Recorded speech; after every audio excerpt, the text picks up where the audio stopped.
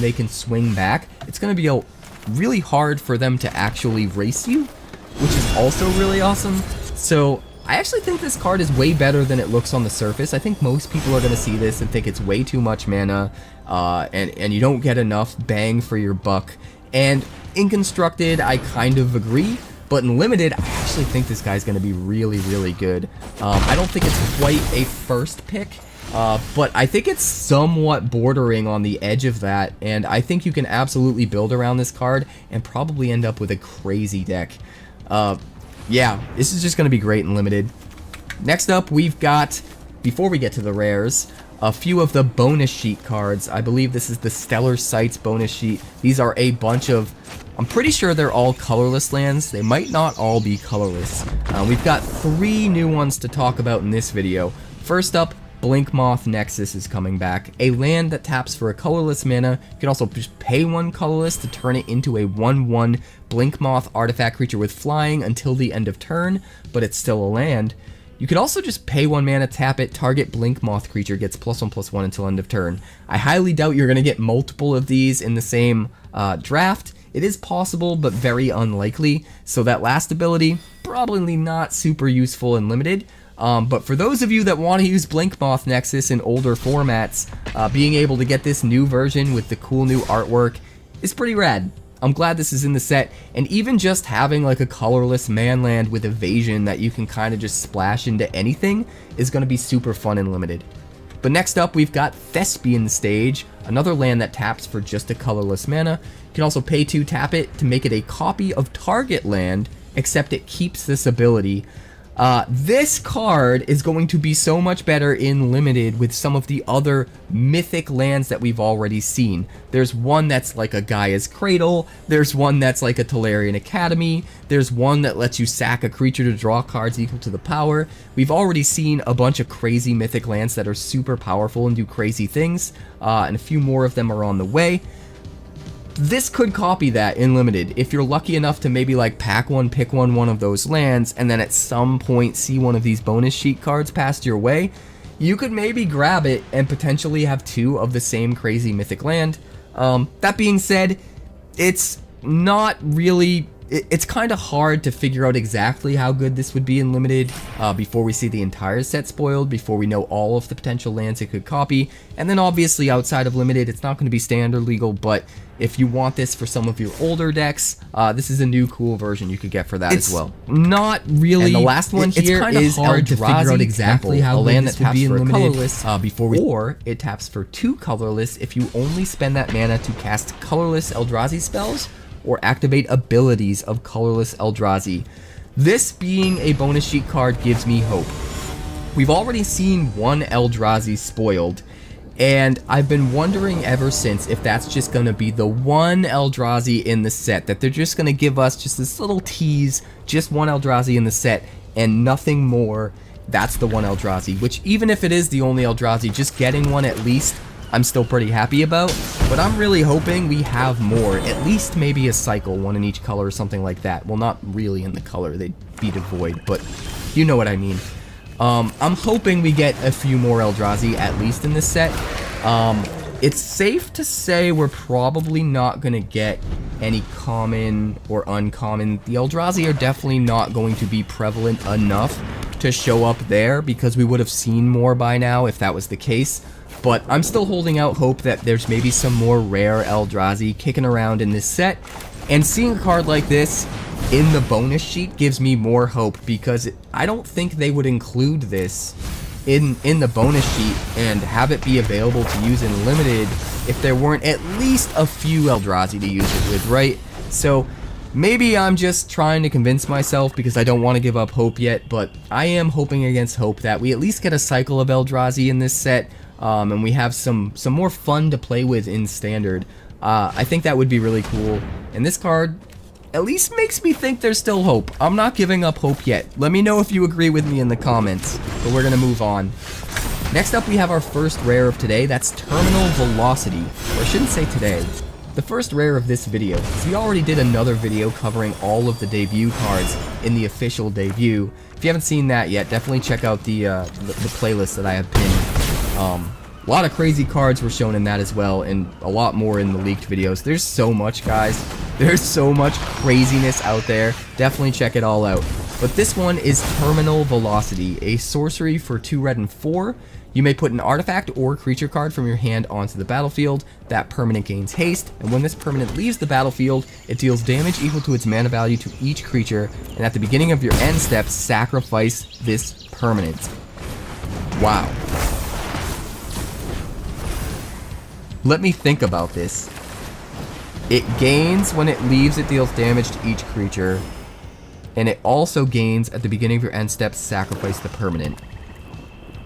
So, you jam out that colorless 9/9 we talked about, immediately swing in for 9, and then at end of turn you have to sacrifice it, but when it leaves, it deals 9 damage to all creatures and wipes the board. That could be pretty good. There's definitely going to be better creatures to use this with. That's just the first one that was on the top of my head because we just talked about it. But yeah, there's got to be some really, really crazy things you could do with this.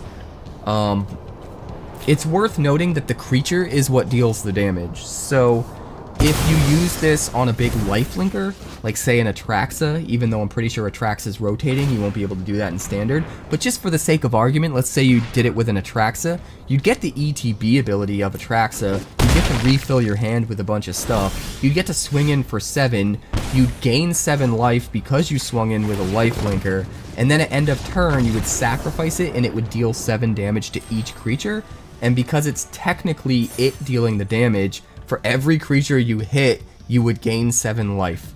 So yeah, if you use this on a Lifelinker, you're going to gain an absolute metric ton of life. It's going to be ridiculous. You're going to get to sweep the board, you're going to get ETB value, you're going to get leaves the battlefield value, you're going to get to swing in.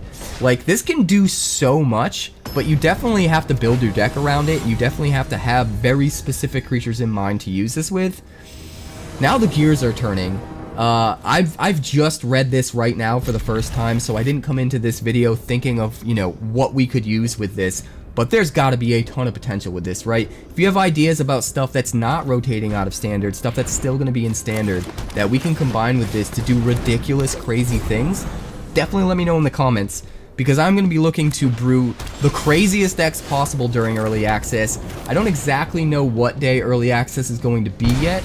I know it's going to be on a Wednesday, but whenever that is, I am doing a 24-hour stream where we'll be putting as many crazy decks to the test as possible, and all of those decks will be going live on YouTube as deck techs as soon as possible. The first one always goes live that very day while I'm still doing the 24-hour stream, so we're going to have a lot to look forward to. And the reason I bring that up, coming full circle here, is let me know in the comments, guys. Come up with some crazy ideas. We're gonna do some ridiculous stuff with this. I can feel it in my bones, and I'm super curious what you want to see. So let me know in the comments if you have a crazy idea, but let's move on to the next rare. Next up, we have Halia Guided by Light. This is actually one of like the bundle pre-order bonuses on Arena, so some of you may have already seen this card. This is a 3/3 legendary human soldier for 1 white and 2. Whenever it or another creature or artifact you control enters, you gain a life, and at the beginning of your end step, you draw a card if you've gained 3 or more life this turn. It also warps for 1 white. So you could potentially play this on turn 3 for 1 white mana, and then play 2 other 1-drops. This will gain you a life when it enters, each of those 1-drops will gain you a life when they enter, and then at end of turn, you've gained 3 life, you draw a card, this gets exiled, but can still be played later on for 3 mana, at which point it will gain you another life, and it will stay as a 3/3, gaining you life for every creature that enters for the rest of the game, or at least until they kill it. I definitely think there's value to be had here. I think most people are going to see this card and think it's a crappier version of other creatures that kind of have a similar ability, but are way cheaper and can come out earlier. And you're not necessarily wrong, but there's a reason this is a rare. And I definitely feel like this is going to be a sleeper to some extent. I just don't know to what extent yet. I definitely think we're going to have to play with it and test it before we know for sure. But I do think there's a lot of potential, especially when you line up a card like this with something like Elspeth that can create tokens without spending mana, or really any way that a permanent has to create tokens without spending mana. You could get a ton of value, because for only 1 mana, you put this out, and then you're making all those tokens, gaining a bunch of life, at least drawing one card. There's a lot. There's a lot of potential for sure in this card. If you have ideas about how to get the most value out of it, let me know in the comments, because there's gotta be stuff that I'm not thinking of for sure. I think this card is definitely going to be a sleeper. I think most people aren't going to think it's as good as it ends up being. The question is, how good is that really? Is it like good, or is it just good? We'll have to wait and see. Next up, we've got Emissary Escort. This is a 0/4 artifact creature robot soldier for 1 blue and 1. So it's a 0/4 for 2. But when this creature, this creature gets +X/+O, where X is the greatest mana value among other artifacts you control. So in any kind of a deck where you're ramping out big artifacts or cheating out a big artifact, maybe by using some kind of a reanimator card or something, this could get really crazy. This is definitely a rare for a reason, guys. This could be like a 7 power, 8 power, 9 power creature for only 2 mana in the right deck if you build around it just right. And I have a feeling that this is going to be efficient. It has to have the right cards paired with it in order for it to be efficient enough to actually use. But if you can jam this on 2 and then get something into play on turn 3 that has a much higher mana cost than a 3-drop should have, this could be really crazy on curve. You know, this could be like a 4/4, 5/4, 6/4. And like I said, if you can cheat something big into play, this could be like a 9/4 that still only ever costs you 2 mana. But what's cool about it is the power will scale as well. So even if you just play this on 2 and you play a normal 3-drop artifact on 3, this is still a 3/4 that only costs you 2 mana. And that's still good, right? That's already good. And then it only gets bigger as the game goes on and you play more expensive artifacts. So even if you're not cheating this and getting insane power right off the bat, it's kind of just fine on curve. Even if you don't have another artifact out yet in the turn that you play it, it's just a 0/4 blocker. That's not the worst ever either. Then you block, you stay alive, you slam a 3-drop artifact, you swing for 3 with something that only costs you 2 mana, and then it just gets bigger as the game goes on. Yeah, the more you think about this card, the better it is. I actually think this card is going to be one of the better cards for blue in the set. This seems nuts. This might go really well in like a prowess deck, if the prowess decks end up being very artifact synergy driven, which I guess they probably won't now that Corey Steel Cutter is banned.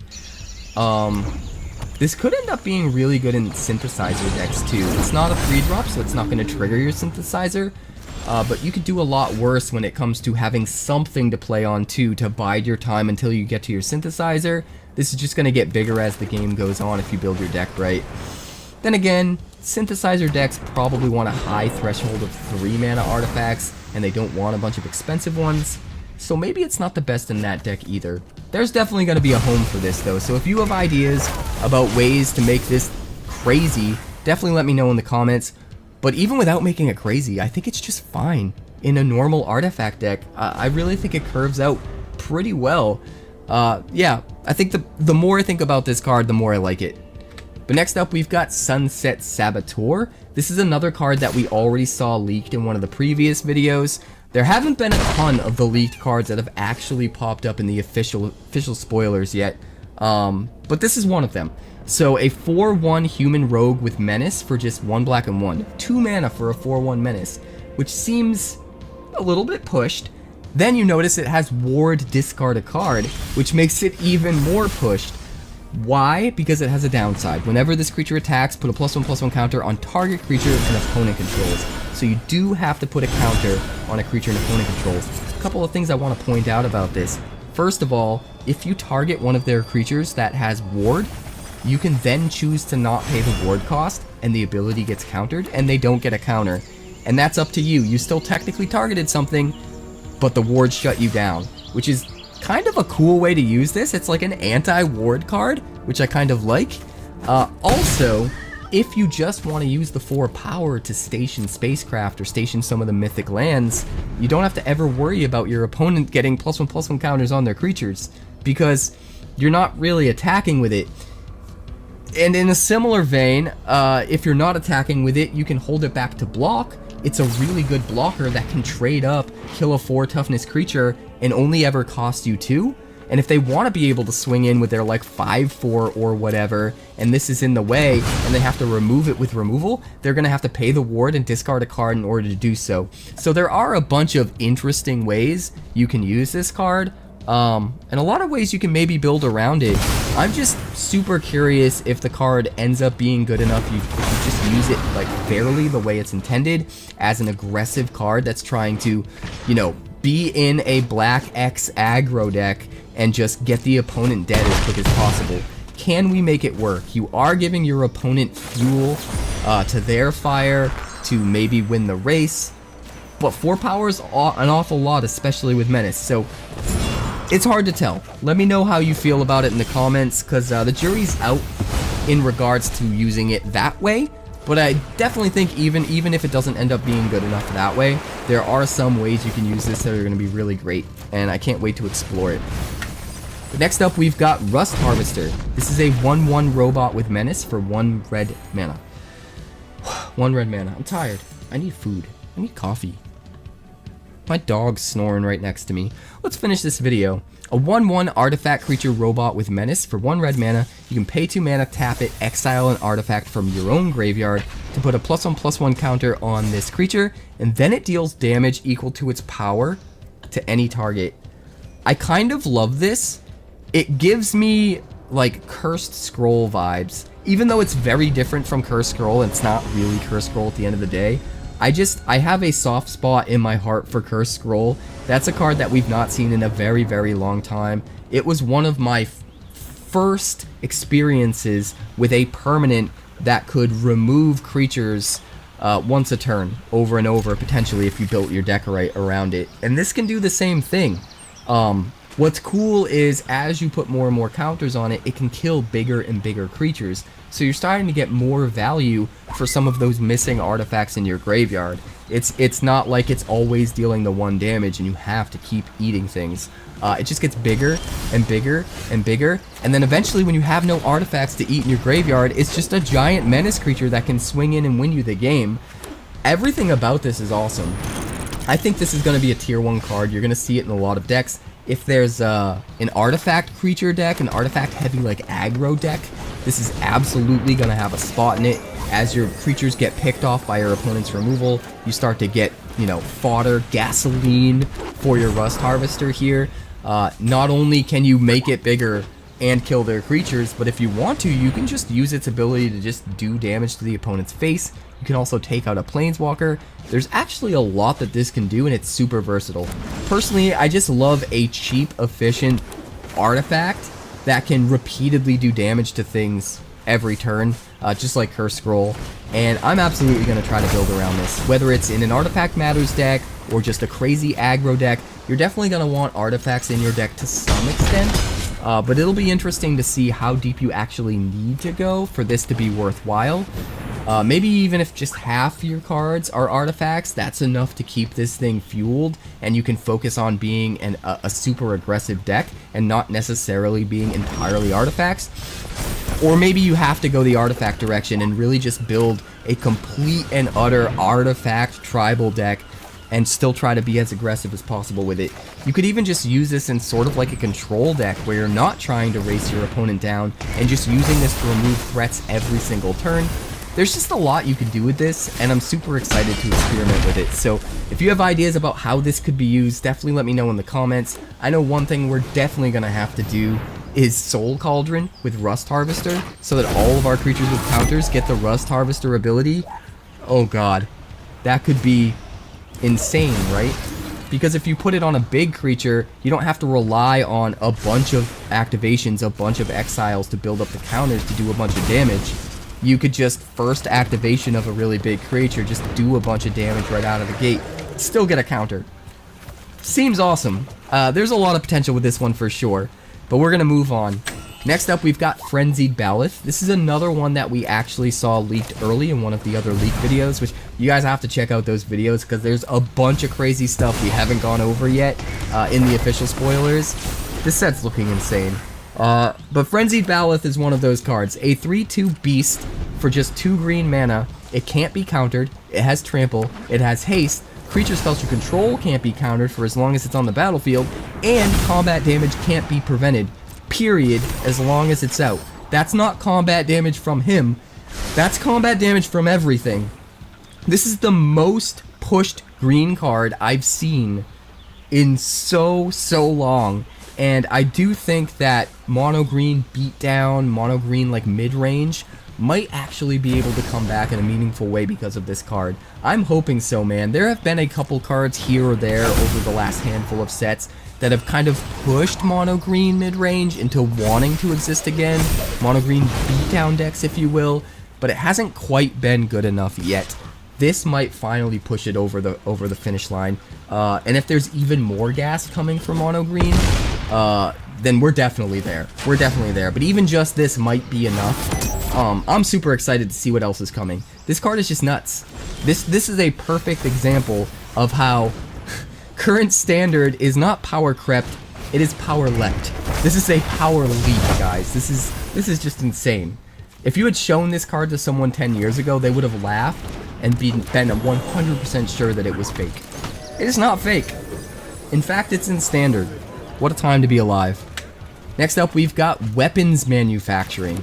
This is an enchantment for 1 red and 1, and whenever a non-token artifact you control enters, you create a colorless artifact token named Munitions, with when this token leaves the battlefield, it deals 2 damage to any target.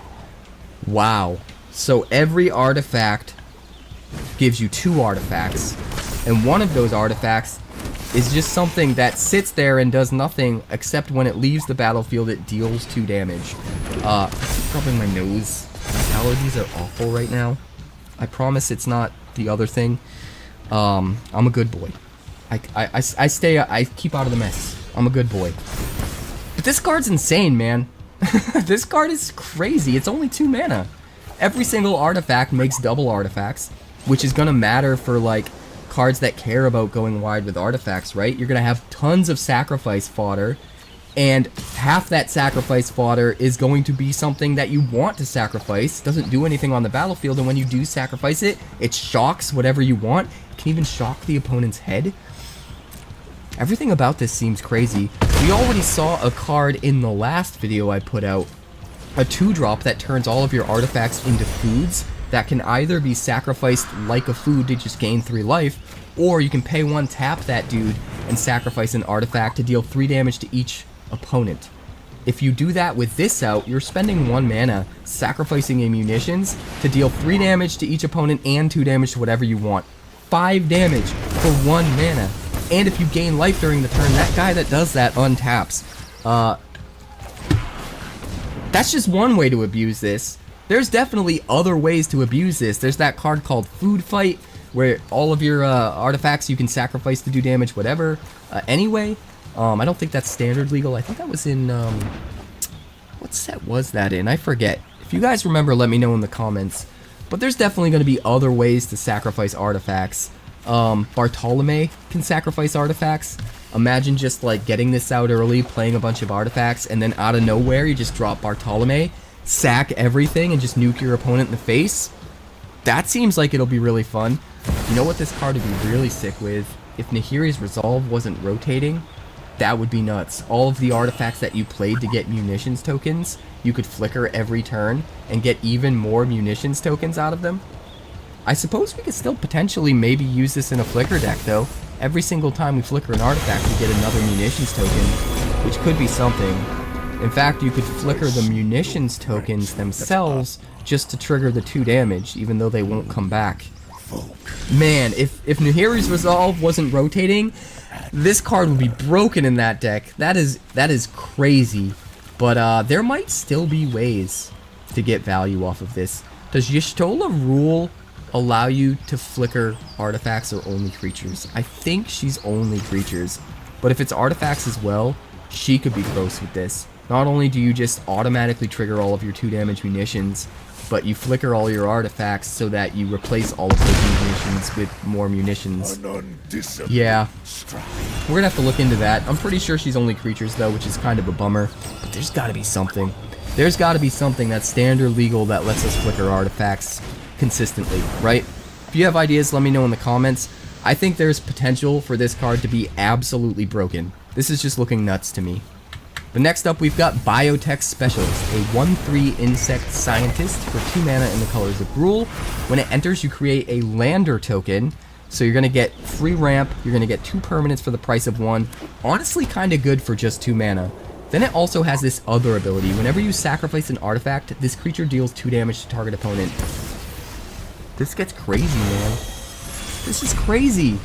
You use this with the last card we were talking about, and every time you sack one of those musicians, you're doing 2 damage to whatever you want and do damage to your opponent. Jeez Louise. This is crazy. Is it just me, or is this crazy?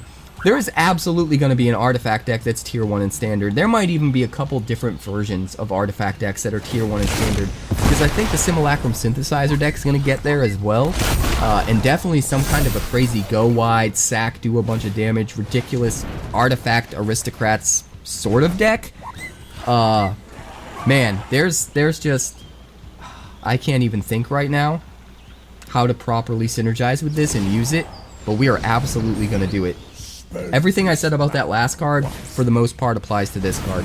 Well, not everything, but yeah, we're going to have some brewing on our hands for sure. If you have ideas about how to use this stuff, definitely let me know in the comments. I want to collect as many ideas as possible and make sure we go absolutely crazy during early access and make all of those ideas happen. So let me know in the comments. But next up, we've got Gene Morph Imago. Pupper, be quiet. The pupper is excited. Hey, I'm trying to record a video. Apparently he doesn't like insect druids. Anyway, Gene Morph Imago. Is it Imago or Lamago? That's a capital, so it's Imago. Quiet down, I'm trying to talk about the insect.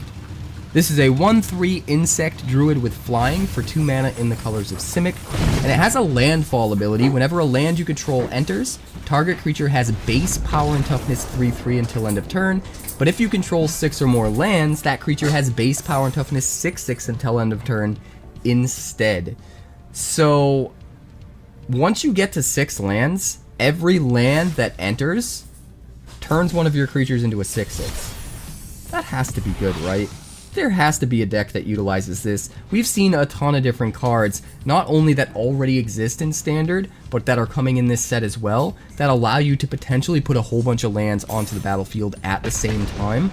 If you could just get a whole bunch of landfall triggers and turn all of your little crappy dudes into 6/6s and Alpha Strike for the win, that could be really cool. It does seem like a lot of hoops to jump through, so at the end of the day, I'm not sure how good it is. It's one of those cards that, depending on what kind of support it gets, it could either be absolutely insane, where you get all these 6/6s without even having to cast spells just by dropping lands. At the same time, it could be too cute, it could be too many hoops to jump through, and maybe not good enough. We're really not going to know until the entire set is spoiled. Even then, we might have to test it before we really know for sure. But at least it has potential, right? Even the dog could see that. So, we're going to have to wait and see. But next up, we have the Eternity Elevator. This is another one that we actually saw in one of the leak videos. I forget which leak video.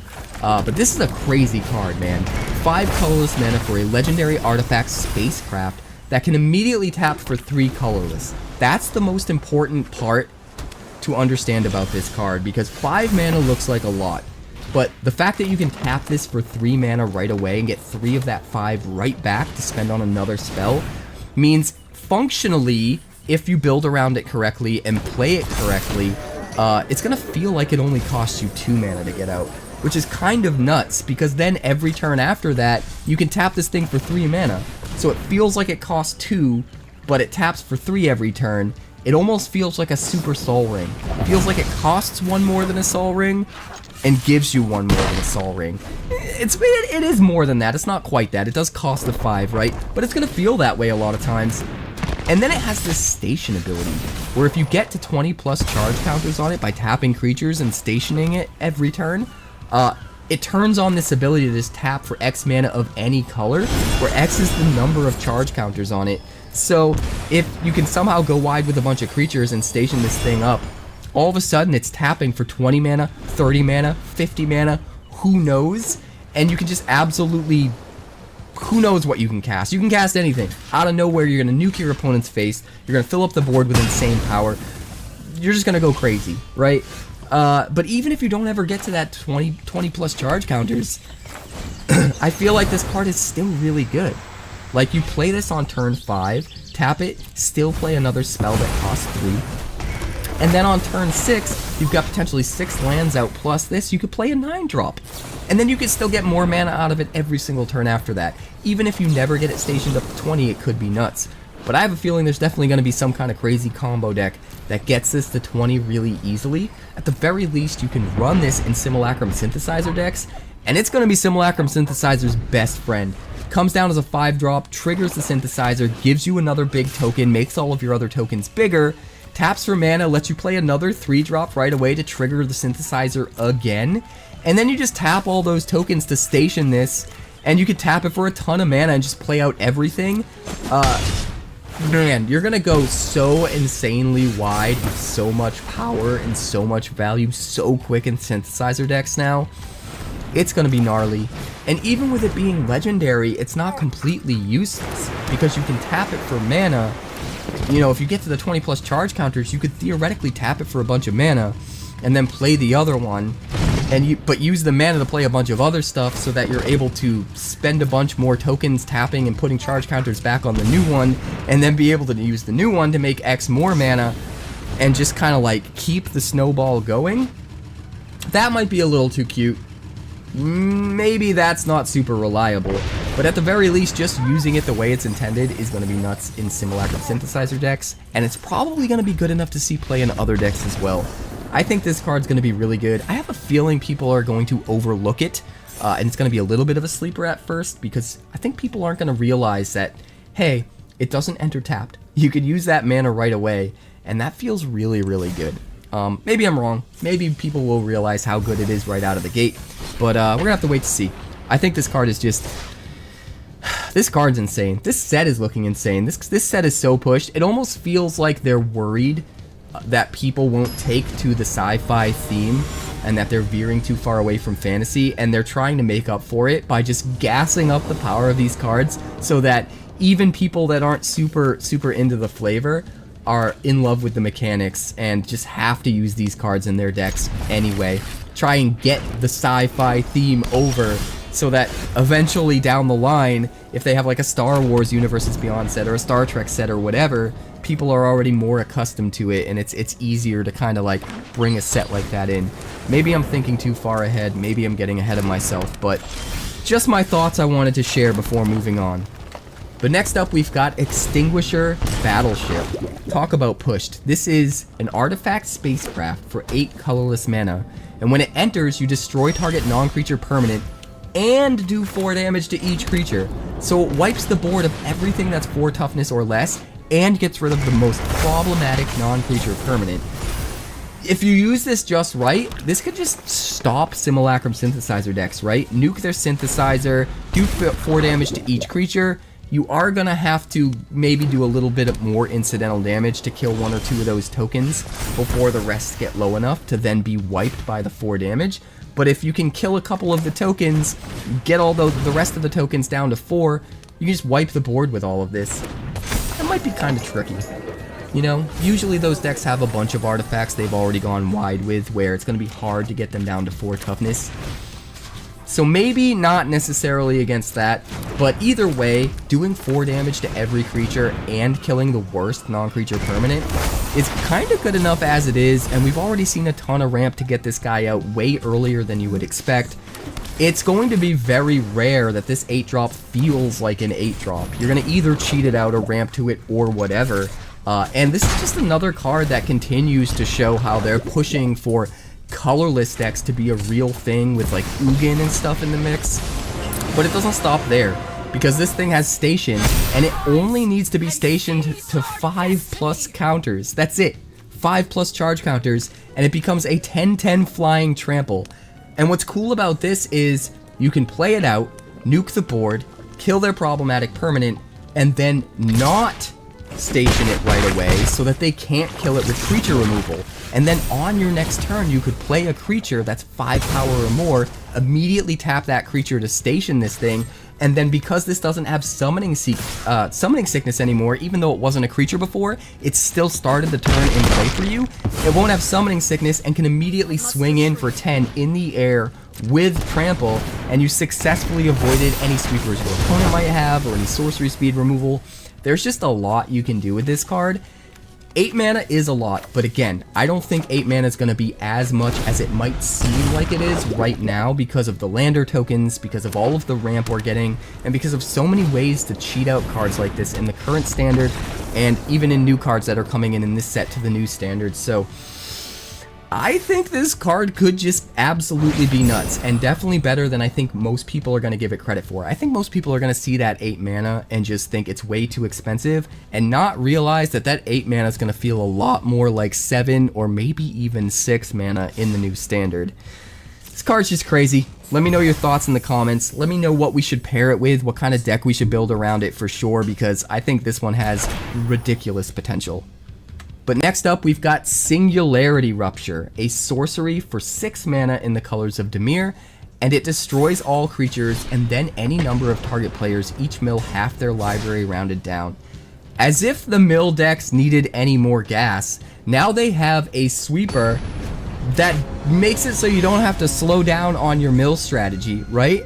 We're seeing a lot of sweepers in this set, and we're also seeing a lot of support for mill, especially on the heels of the Final Fantasy set, where we already saw a bunch of mill cards. Having a sweeper, which granted it's too expensive to play on curve, this isn't going to be like your turn 4 like panic button, kill everything, but as a supplemental sweeper that can also mill, or if you think of it in the other way, in the other direction, you could think of this as your 6 mana mill card that you're building up to, except while you're milling with it, you don't have to worry about not affecting the board in any way and taking a turn off to play a 6-drop that mills half their library, because you're also just destroying all creatures.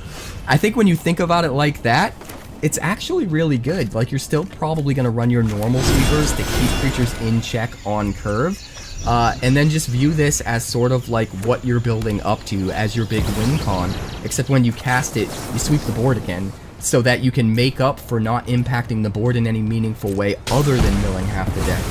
And that seems kind of crazy when you think about it that way. So I think mill decks, mill decks are finally going to be real. This is going to be a win con that incidentally keeps the board clear for you while you're winning. And that's, I think, what mill decks want. So man, I hate mill. I really don't want to build mill, but I think we have to. I think we're going to have to do it during early access, because I think mill is just at that point where it's too good to ignore. So let me know in the comments if you want me to build that. I think it's going to be real.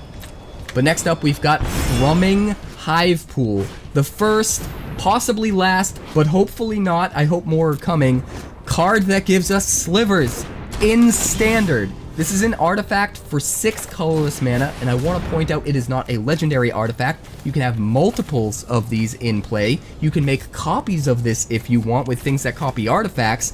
And why would you want that? First of all, this has affinity for slivers, which in standard is going to be super useful. You're going to need changelings, shapeshifters, or whatever if you want to get any cost reduction, which probably won't happen. But if you are looking to play your second copy of this, it might get some mana cost reduction from some of the other abilities we're about to talk about. Slivers you control have double strike and haste, just period, as static ability. But then the last line of text, at the beginning of your upkeep, we create 2 1/1 colorless sliver creature tokens. We have a sliver creature factory in standard. Am I the only one that's excited about that? This thing comes down and spits out 2 1/1 double striking hasters every single turn. If you've had this out for 3 or more turns and you've got 6 slivers out, the next one, if you top deck it and play it, you literally play for free. And even though you're not going to get extra value off the double strike or the haste, you are going to start spitting out 4 1/1 slivers every turn that, again, are kind of hitting like they're 2/1s because of the double strike and haste, so you're swinging the turn that you make them. This just seems super awesome. I really want to use this with changelings so that we can get this out just a little bit sooner, and so that all of the changelings get double strike and haste. That seems super fun. And man, I'm just glad slivers are back in standard. I've missed them. I really, really hope this is a sign of things to come. I hope we got at least a cycle of other slivers in this set. And if we don't have any more slivers in this set, I'm crossing my fingers that at least this is a sign that maybe a set or two from now, we get more slivers. And we get a standard at some point that has this card in standard with a decent enough amount of slivers that maybe we can build a standard sliver deck.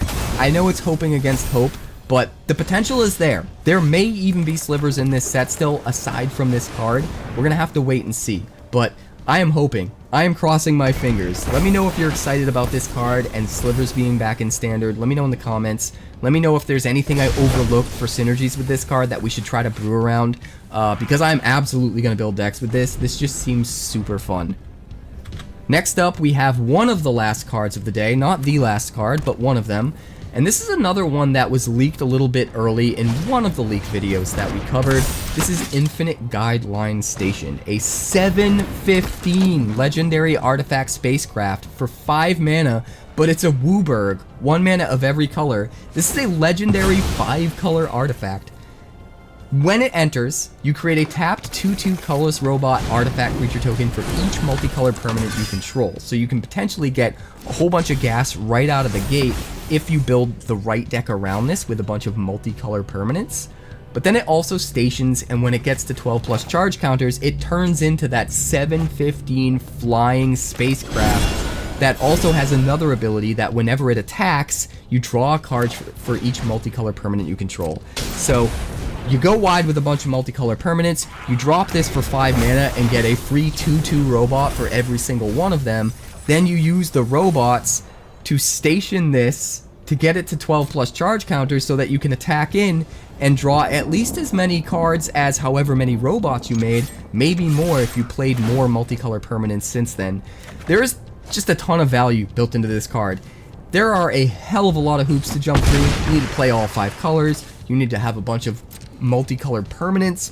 You're not going to want to play this in a deck that's got a bunch of colorless stuff, that's for sure, or even a bunch of monocolored stuff. You want to build this into a very specific deck that you build around it, but it's possible that deck could be crazy. I don't necessarily think we have the right building blocks for it just yet, but by the time spoiler season is over and we see what other multicolor cards are coming on our way, we could possibly have what we need to make a deck like this absolutely nuts. So I'm excited to see if that's actually the case. Let me know your thoughts on this in the comments, and let me know if there's some card that we can use in conjunction with this that I'm overlooking that could just be nuts right out of the gate. I know I'm saying that for a bunch of the cards that we've spoiled today, but I wanted to get these spoilers out to you guys as soon as possible, so I didn't have a lot of time to read up on these cards and think about them before I started recording. I just wanted to make sure you got these cards in your hands, well, not literally in your hands, in your eyes as soon as possible. So if you have ideas on stuff that I've missed or stuff we should definitely think about brewing around this card, let me know. Next up is our actual last card of the day. It's also the only Mythic that was spoiled that we haven't covered yet. This is Ouroboros. Not Ouroboros.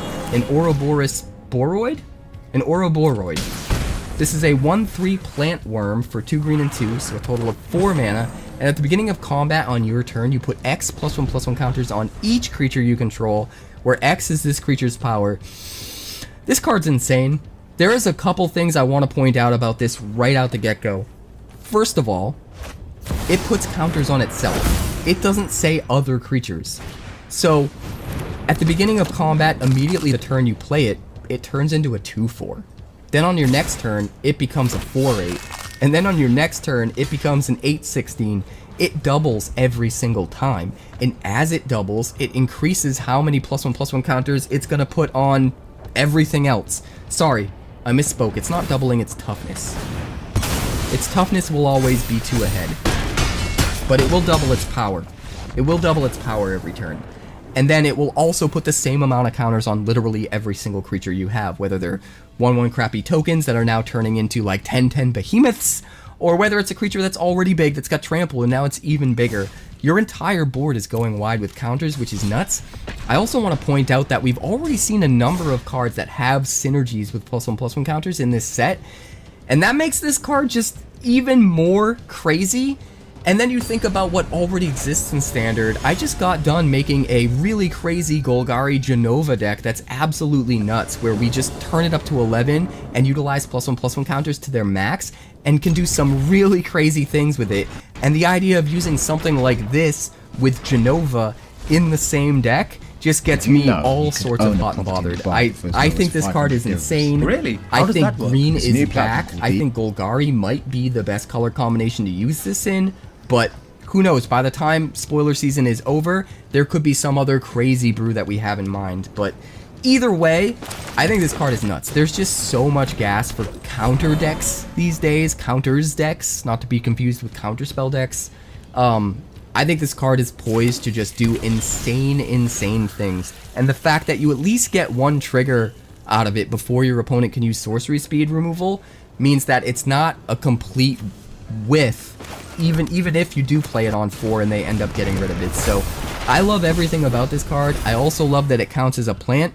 Maybe we could build it into an Insidious Roots deck, and then it's buffing up all of our plant tokens, but it's a plant itself, so it will get buffed up by the Insidious Roots whenever we trigger it. That's probably another archetype we need to try to build with this.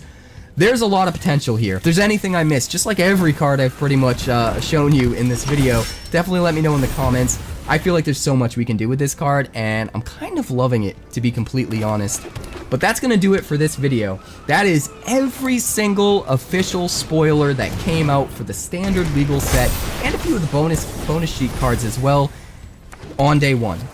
Like I said before, we did do another video earlier that covered every single card that was shown off in the official debut from Wizards of the Coast. So half the cards weren't in this video, they're in that other video. If you haven't seen them already, definitely check them out. That video and all of the crazy leak videos, there have been a ton of leaks this whole week. All of that is available in my playlist, my spoiler season playlist, which I'm going to link in the description of this video, and I'm going to pin it in a comment. Check all that stuff out to stay up to date on all of the crazy spoilers, because this set is insane. And some of the stuff that was leaked that I haven't shown you in this video or the last video, it's in some of the leaked videos. Some of that stuff's even crazier than what we saw officially spoiled. There is so much insanity coming in this set. It is obviously so pushed, and I can't wait to see the rest of what's coming. I will make sure to get those videos out to you as soon as they hit. Tomorrow, we'll be back at it with more spoilers, so look forward to that, and I will see you there. Like, subscribe, do the thing. So much is on the way. I'll see you there.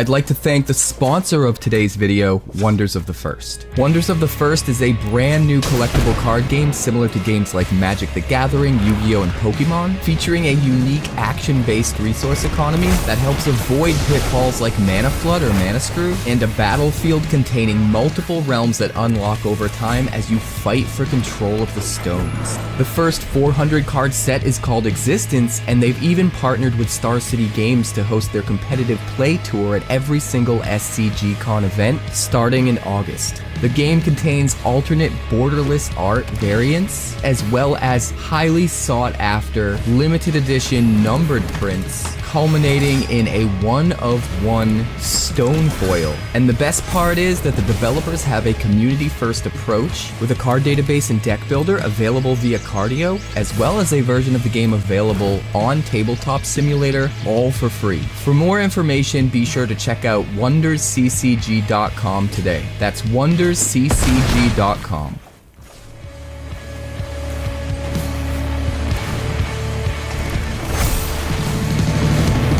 Thanks so much for checking out my channel. I'd like to give a huge shout out to all of my patrons over at Patreon. Without you guys, this channel would not be possible, so honestly, thank you from the bottom of my heart for all of your contributions. If you haven't yet, like and subscribe. The more likes we get and the quicker we get them, the bigger this channel will grow and the faster it will grow. I'd love nothing more than this channel to become something very special for you guys, but it's entirely up to you how fast that happens. Also, if you'd like more deck text, that's somewhere over there. And if you'd like to see what else the channel's been up to lately, that's somewhere up that way.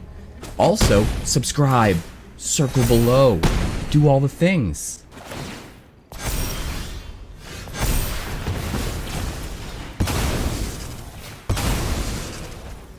The crypto industry moves fast. We can't keep up with everything. Or can we? Discover Binance News, your news aggregator hub to keep you up to date with everything crypto and Web3. With more than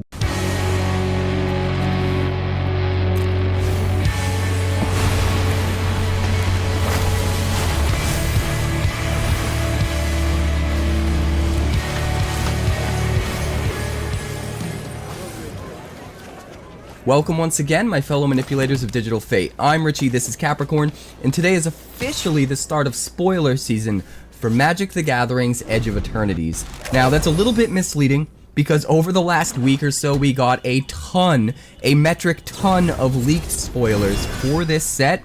A ton of crazy cards that we've done a number of videos already on the channel discussing, and it's a bunch of cards that I don't think Wizards really wanted us to see yet. And most of those leaked cards aren't even in the debut video today, which is kind of interesting. So if you want to know absolutely everything that I know, everything that is out there in the aether for this set, every single card that has been spoiled so far, definitely check out those videos. I'm going to link a playlist in the description and in the comments.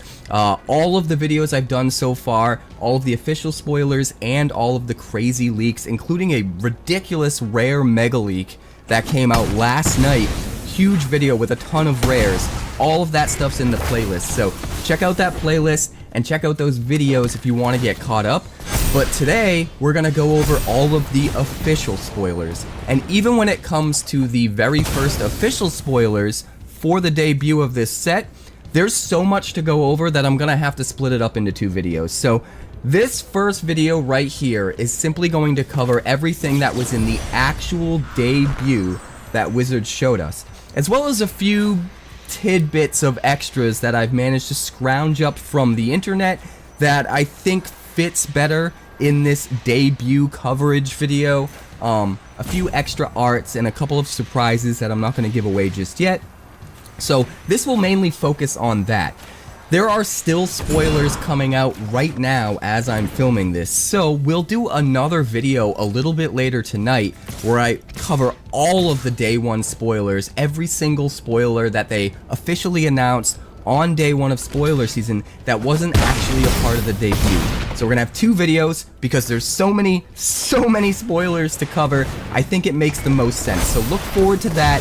Check out the leaked videos if you haven't seen those yet. And we're gonna dive right in. Before we do, please like the video. It helps me get the video out to more people and helps the channel grow. And make sure you hit that subscribe button because I'm gonna get these spoilers out to you guys ASAP every day. It is my goal to try to get these videos up and out to you guys before anybody else is able to do it. I'm trying to be the first. I'm not always going to actually succeed at that goal, but it is my goal and I'm going to do my best and I'm going to try and get this stuff out to you ASAP. So let's dive in. We're going to start with some tokens that they showed us. We already knew about the lander mechanic. There's certain cards in this set that create these lander tokens that you can sacrifice to search for a basic land and ramp up. But now we see the actual token here, which is pretty cool. Pay 2 mana, tap it, sack it, search for any basic land card, put it on the battlefield, tap, and then shuffle. Actually a really good mechanic. I can't wait to see more of the cards that are coming using this. We also saw a sliver token, and this one's really interesting. There is at least one card in this set that creates sliver tokens, and I'm hoping there's actually a ton more that create slivers or are slivers. We're gonna have to wait until we see all of the spoilers before we know for sure, but there is at least one that we're gonna talk about a little bit later in this video, and it's looking really interesting. So can confirm slivers, sliver token is here, 1/1 token creature sliver, and it looks pretty rad.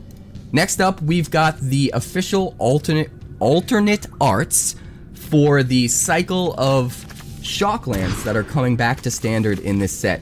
It's pretty interesting that they're bringing Shocklands back, especially because we have Verges now that can take advantage of them, especially in aggro decks. It's going to be really, really interesting to see what Standard looks like after these Shocklands, but I thought it was at least worth mentioning, showing you guys that we have these alternate arts for these Shocklands, and we've seen all 5 of them now. So we have Breeding Pool, Godless Shrine, Sacred Foundry, Stomping Ground, and Watery Grave. And I think what's cool about these arts is it's supposed to be from the perspective of you being in your spacecraft that just landed on a planet, and you're looking out the window, you're looking out a porthole, and seeing what lies beyond. And I think that's a really cool concept. I like these arts. I like that there's, you know, 2/3 of the top of the card is just literally all art, and they moved the name down to just above the type line. I think they look really cool. But we're gonna move on. Next up, we've got Starfighter Pilot. This is one that we already covered in one of the leaked videos, but now we have the official spoiler for it, so we're just going to go over it again really quick. A 2/2 human pilot for 2 mana, 1 white and 1, and whenever it becomes tapped, surveil 1.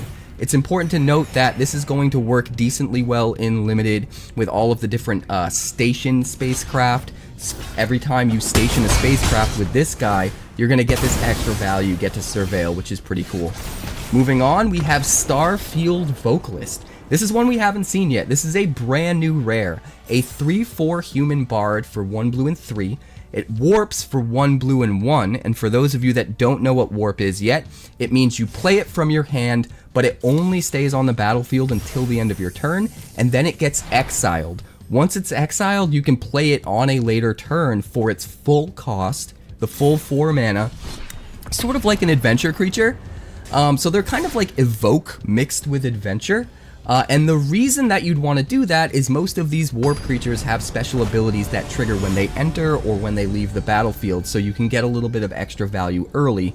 But also, bear in mind, stationing spacecraft, you don't need to worry about summoning sickness when it comes to that. So if you warp a creature like this out, you can still use it to station a spacecraft before it gets exiled, which is really interesting. But the main reason that you're warping this thing into play is it has this other ability. If a permanent entering the battlefield causes a triggered ability of a permanent you control to trigger, that ability triggers an additional time. Absolutely an incredible line of text right there. Being able to warp it out early when you have maybe a little bit of mana left over to get some value off of the double triggers seems really awesome, especially if maybe you can set up some kind of an ability of getting things to enter without necessarily paying mana. Maybe you have planeswalkers that can fetch things, that sort of thing. Then you can get even more value off the warp. But then it just gets exiled at the end of your turn. You can play it later for the full 4, and then it just stays as a creature forever. You get this ability forever. So pretty interesting. I'm really excited to see where warp goes, what this mechanic looks like as we get deeper and deeper into the card pool. But I think this one's pretty awesome. I want to build something iconic. It's a brand new day. Anyone who's ever accomplished anything iconic has had to do some questionable things. What will you do, Riri?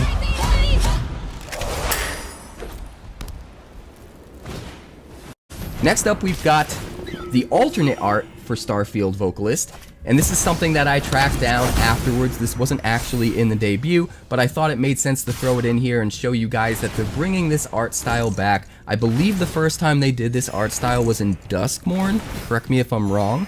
But pretty interesting here, we have the alternate art for Starfield Vocalist. Moving on, we have Tezzeret Cruel Captain. Now, we've already seen this card. This was one of the very first cards spoiled back when they sort of introduced us to the set, but what they didn't show us then that we have now is the alternate art for this. Tezzeret Cruel Captain, a 4 loyalty planeswalker for 3 colorless mana. Whenever any artifact enters, that you control enters, you put a loyalty counter on it, pay 0 loyalty to untap an artifact. If it's an artifact or creature, if it's an artifact creature, put a +1/+1 counter on it. You can also -3 to search for any artifact that costs 1 or less, put it into your hand. This seems crazy for older formats. You can like fetch your Black Lotus or your Mox. And then -7, you get an emblem with at the beginning of combat on your turn. You put 3 +1/+1 counters on any artifact you control, and if it's not a creature, it becomes a 0/0 robot. Much better now that we have a better idea of the mechanics of this set, because there's going to be a ton of spacecraft that are going to take forever to station into creatures and not going to give you that part of the value right away, but they do get you a whole bunch of enters the battlefield value. They usually have some kind of value they provide in the meantime right away.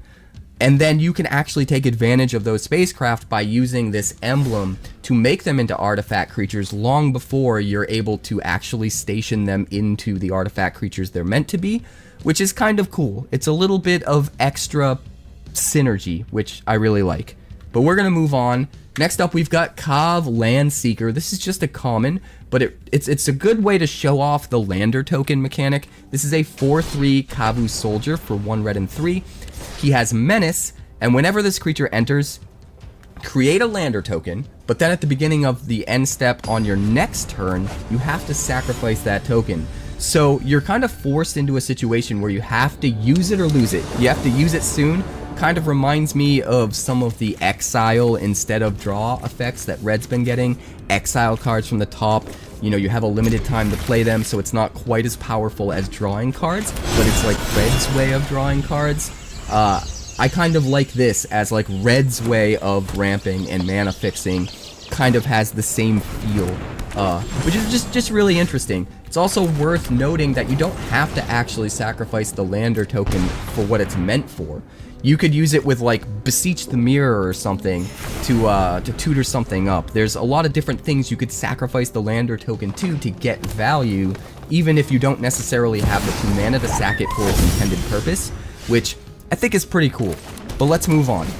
Next up, we've got Anti-Causal Vestige. This is another card that leaked that I did an entire leak video on because it looks absolutely insane. But what they didn't show us in the leak is we got a chance to see the alternate art here.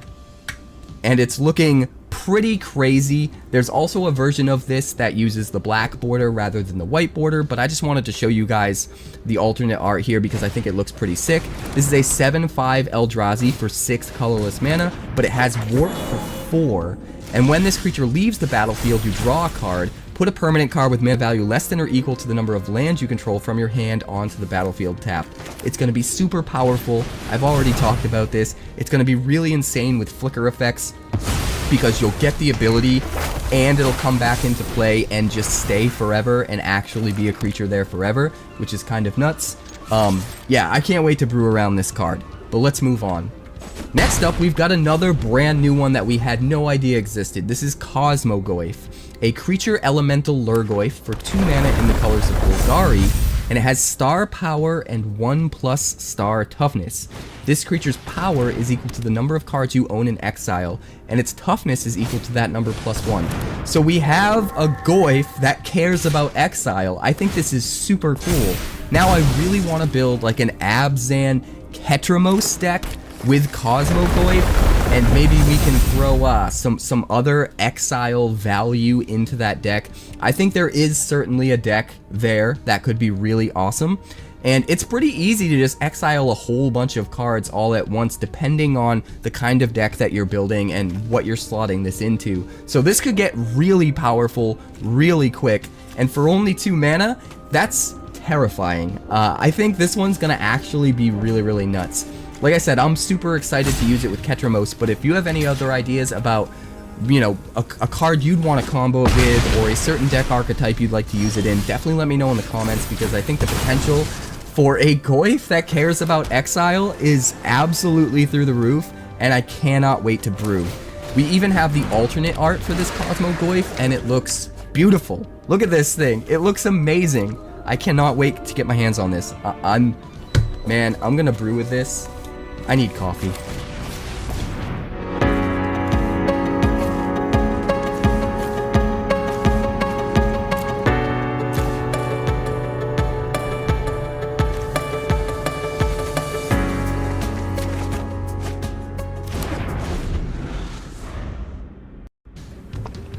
I need coffee so bad. I'm getting overexcited. We're gonna move on. Next up, we've got Starbreach Whale. This is a 3/5 whale with flying for 1 blue and 4, and when this creature enters, you get to Surveil 2, and it also has the Warp ability for 1 blue and 1. So this is just a common, so it's not going to give you an insane amount of value when you warp it early. Basically, you're just going to pay 2 mana to surveil 2, and then if you have any sort of negligible ways of using the body before it gets exiled at the end of your turn, you can get some extra value off this. Like I said before, having spacecraft on the battlefield that need to be stationed is a really good way to get extra value off these warp creatures, even these common ones that don't have as much ETB value. You know, warp it in for 2 mana, not only are you surveilling 2, but you can tap this to station 3 any of your spacecraft that you want, and you don't really lose anything because it wasn't going to be able to attack anyway, and it wasn't going to stick around long enough to be able to block, which I think is really cool. But don't forget, that's not all it does. It's just like an adventure, where after it warps and gets exiled, it still sits there in exile. You can play it later on, get the 3/5 flyer, and get to surveil 2 again, which I think is great. It also might be a cool way to dodge discard, although I might be getting ahead of myself there. I don't know how much that's actually going to matter, but I do like this warp mechanic. Being a twist on sort of like evoke and adventure at the same time, and then having ways in the set that are built into the set to take advantage of creatures that might not be able to use their power effectively because they were warped in, like the, you know, the station mechanic. I think all of it is designed very cleverly, and I'm pretty excited to play with these cards. We're gonna move on. Next we have the Seriema. This is another one that was spoiled when they first showed us this set. They first announced the set, so we already kind of saw this, but I'll just go over it again quickly for any of you that haven't seen this yet. This is a 5/5 legendary artifact spacecraft for 2 white and 1. When it enters, you search your library for a legendary creature card, reveal it, put it into your hand, and then when it gets stationed up to 7+ charge counters, it turns into that 5/5 with flying, and other tapped legendary creatures you control have indestructible. This is a good example of, even though it doesn't get you value as a body right away, and it might take you a while to get there, it still gives you that initial value. It's a tutor that finds whatever legendary you need. It might even be the legendary that you use to station this thing up to 7 charge counters. And then, it's got this value, this eventual value, that it's going to hit no matter what at some point, as long as you stay alive long enough. But you also get the legendary creature that you searched up, and you can do whatever you need to with that in the meantime. It's also worth pointing out that the trigger's on enters. So again, I feel like a broken record. I keep talking about Flicker decks in pretty much every spoiler video I've done so far, but it really looks like Flicker is going to be absolutely insane in this set. Every time you flicker the Seriema, you're going to get to search for another legendary creature. Granted, you'll lose the charge counters, so it's kind of like a pick your poison, one or the other. If you want to station this guy up and use it as a creature, you're probably going to not want to build it into a deck that's trying to go that direction with it. But having more options, more versatility to these cards, I think is pretty cool. Next up, we've got Susar Secundi Void Altar.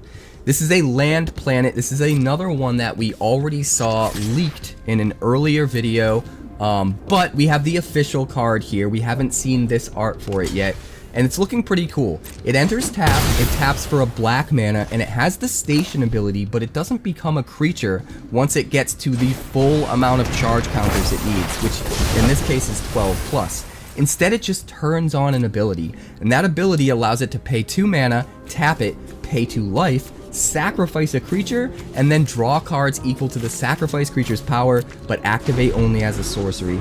I pointed this out when it was first leaked, but this ability is going to be super good in maybe like a Simulacrum Synthesizer deck, where you're just making these huge tokens. You can tap those tokens to then station this, and then sacrifice a token that's tapped, that's not going to be able to block or attack anyway, to be the thing that you sack to draw the cards. So there's ways that you can line this up to get even more efficiency out of it, which I think is really cool. You can also use cards that bring creatures back from the graveyard or create tokens or whatever, with the stipulation that they get sacrificed at end of turn. Since they're going to get sacrificed at end of turn anyway, you could just use those creatures to station this thing, and then after it's stationed, sacrifice one of them to draw the cards, because it's going to get sacrificed anyway. So I do think there are some really cool ways to synergize with an ability like this. A lot to explore when this set drops for sure. there will be a lot of brewing, 100%. But next up, we've got Galactic Wayfarer, a 3/3 human scout for 1 green and 2, and when it enters, you create a lander token. Very simple and to the point, a 3/3 body that trades decently well at 3 mana, but it also gives you a lander token. And as you can see, unlike the red card that we saw, you don't have some kind of a stipulation on this guy where you have to sacrifice it, you know, next turn or whatever the case may be. It's just there forever waiting for when you're ready to use it, which is pretty cool. Again, this is just a common, it's not really anything to write home about, but it is cool to get some insight into the direction that they're going with some of these mechanics for limited. Let's move on. Next up, we've got Starfield Shepherd. This is another one that we actually already covered in one of the leaked videos, but they showed it off officially here, and it's absolutely worth just going over again quickly. A 3/2 flying angel for 2 white and 3. When it enters, you search your library for a basic plains card or a creature card with mana value 1 or less, reveal it, put it into your hand, and then shuffle, and then it warps for just 1 white and 1.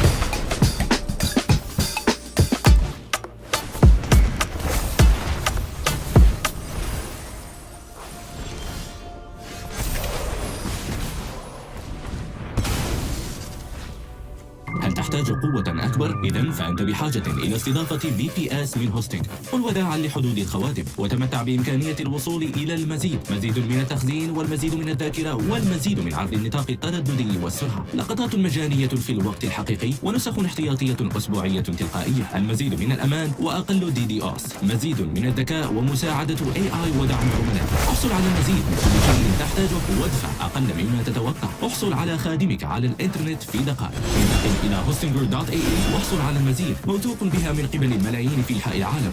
3 2 online.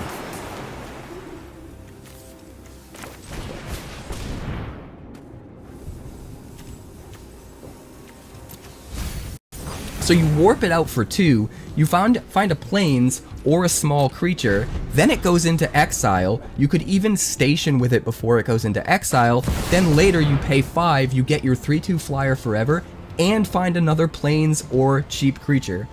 That's just a ton of value. That's like an automatic 3 for 1, and granted, you have to pay for the thing twice, 2 to warp it and 5 to play it later. But at the same time, it's still one card that got you sort of 3 for 1 value, which I kind of love. And there are a ton of crazy creatures that you can find with this that are better than you might think. Like any of the creatures that cost X or 1 mana plus X could be really huge. They could be things that scale with the game and be super relevant, but you can still search them up with the Starfield Shepherd. So I do think there's a lot of value to be had here and a lot of potential, and I'm really excited to hear about how you guys want to use a card like this, because I think this is probably going to be one of the better uncommons we see in the set. I think this thing is just poised to be an absolute powerhouse, even in constructed. But let's move on. Next up, we've got Tragic Trajectory, a sorcery for 1 black mana. Target creature gets -2/-2 until end of turn, and then it has the Void ability, so it instead gets -10/-10 until end of turn if a non-land permanent left the battlefield, or if a spell was warped this turn. I think this is sort of meant to be the replacement for Cutdown. Cutdown's rotating out when this set rotates in, and this is a 1 mana removal spell. Being a sorcery is one hell of a downside. Obviously, that's nowhere near as good as instant speed Cutdown, but the potential to like literally kill anything that's huge, even indestructible stuff, because it's -X/-X, seems kind of nuts, and it's actually a lot easier to trigger that void than you would think. Note that it doesn't say a non-land permanent you control, or a spell that you control. Even if your opponent loses something, or warps the spell, or whatever, it's going to turn on your void and allow you to play Tragic Trajectory and give something -10/-10, which I think is crazy. It works a lot better in like sacrifice decks, because you have much more consistently have the ability to turn on that void by sacrificing something of your own. It's going to work really well in like warp decks, if such a deck will really be a thing, which we haven't seen enough cards to know for sure. But I do think there's a lot of versatility into how this card can be used, how that void can be turned on, and I do think this is one of those cards that is going to seem not as good at first, still really good, but I think once the entire set is foiled, it's going to look even better once we have a bunch of cards that this can synergize with. Even the dog's excited about it. I heard him. I heard you! Let's move on. Next up, we saw a whole bunch of lands coming to the bonus sheet. I believe the bonus sheet is called Stellar Sights.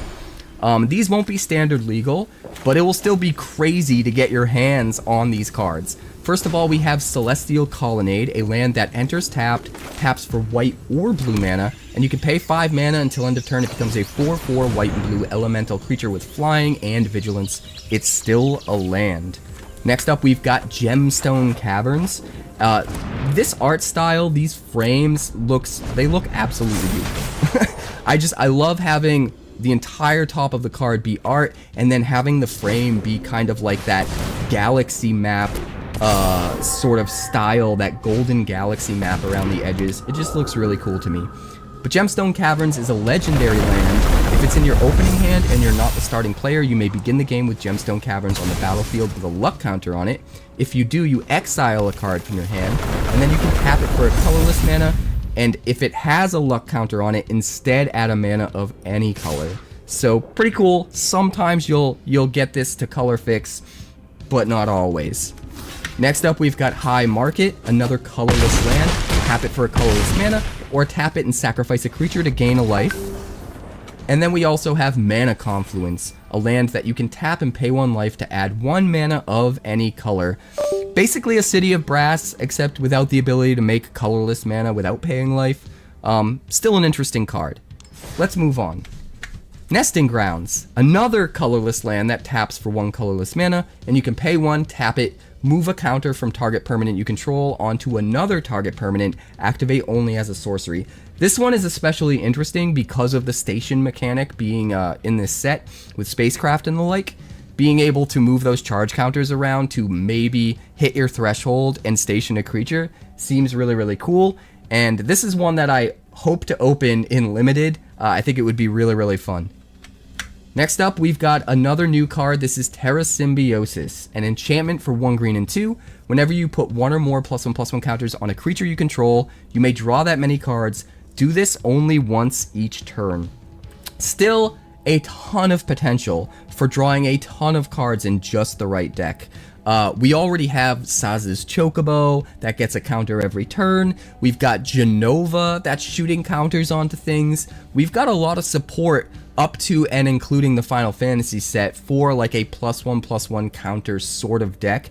In fact, one of my favorite decks that I put up a deck tech for recently was my Genova deck, Golgari Genova, and I'm probably going to be messing around with 3-color variants of that because I think that deck is sick. And this card could absolutely make the cut in there. Being able to just draw a bunch of cards by putting a bunch of counters on something every turn seems awesome. And if your deck is already poised to do that, this is just sheer value. The only real downside is the fact that maybe it does nothing the turn you play it. If you drop this on 3 for all 3 of your mana, and you don't have a way to put counters on stuff, it is very much a dead card. So you gotta be careful with how you build around it, but I still think there is an insane amount of value here. I'm actually curious what you guys think of this card, so let me know in the comments if you think it's crazy, or if you think it's just too slow and not good enough. I'm super curious. But next up, we've got Archenemy's Charm. This is another one that we already saw leaked and we covered in one of the leaked videos. An instant for 3 black mana. You choose 1. Exile target creature or planeswalker. Return 1 or 2 target creatures and or planeswalker cards from your graveyard to your hand. Put 2 +1/+1 counters on target creature you control. It gains lifelink until end of turn. This card is nuts, man. Granted, it's a little bit more costly than what you would normally want for removal in your black deck. Right? The status quo for removal, even instant speed removal right now, is 2 mana. That being said, it's still instant speed, it does exile, and it can hit planeswalkers. So you can kind of start to justify it there, but when you take into account all of the versatility of being able to get things back out of the graveyard, put counters on stuff, gain lifelink, this card really starts to feel almost necessary in black heavy decks. there's just so many ways you can run it. Like, even if you're in a creatureless deck, say you're running like a Super Friends deck, right? And you're up against a very creature light deck because they're running a control deck. You can't use this to exile a creature. It feels like it might be a dead card. Your other removal might be a dead card. This could get you 2 of your planeswalkers back from the graveyard because they got no creatures to kill, and you're a Super Friends deck, and they've managed to kill a couple of your planeswalkers as you were curving out. Like I said, just a lot of versatility in how you can use this, and all of it's at instant speed. So I think that makes this card like way better than it looks on the surface. I think it's actually going to be a staple in Standard, especially in mono black decks. The 3 black mana is a little bit tricky to come up with, but we do have the Shocklands coming back. So even in 2-color decks, I think this is going to be a pretty viable option. Let me know what you think in the comments, but let's move on. Next up, we've got another new card. This is Quantum Riddler, a 4/6 Sphinx with flying for 2 blue and 3. When this creature enters, you draw a card, and as long as you have 1 or fewer cards in hand, if you would draw 1 or more cards, you draw that many cards plus 1 instead. It also warps for just 1 blue and 1. So you could potentially warp this out for 2 mana and only have 1 other card left in your hand and immediately draw 2 for 2 mana. And also have a 4-power creature until end of turn that can station your spacecraft or crew your vehicles or whatever the case may be. Then it gets exiled. Later on, when you have 5 mana, you pay the 5 mana, and if you only had 1 or less cards in your hand, then you'll draw 2 cards again. Honestly, I've known the people of Gaza for a long time because I used to come support at the 2 medical schools before the war. And I can tell you that they're a very...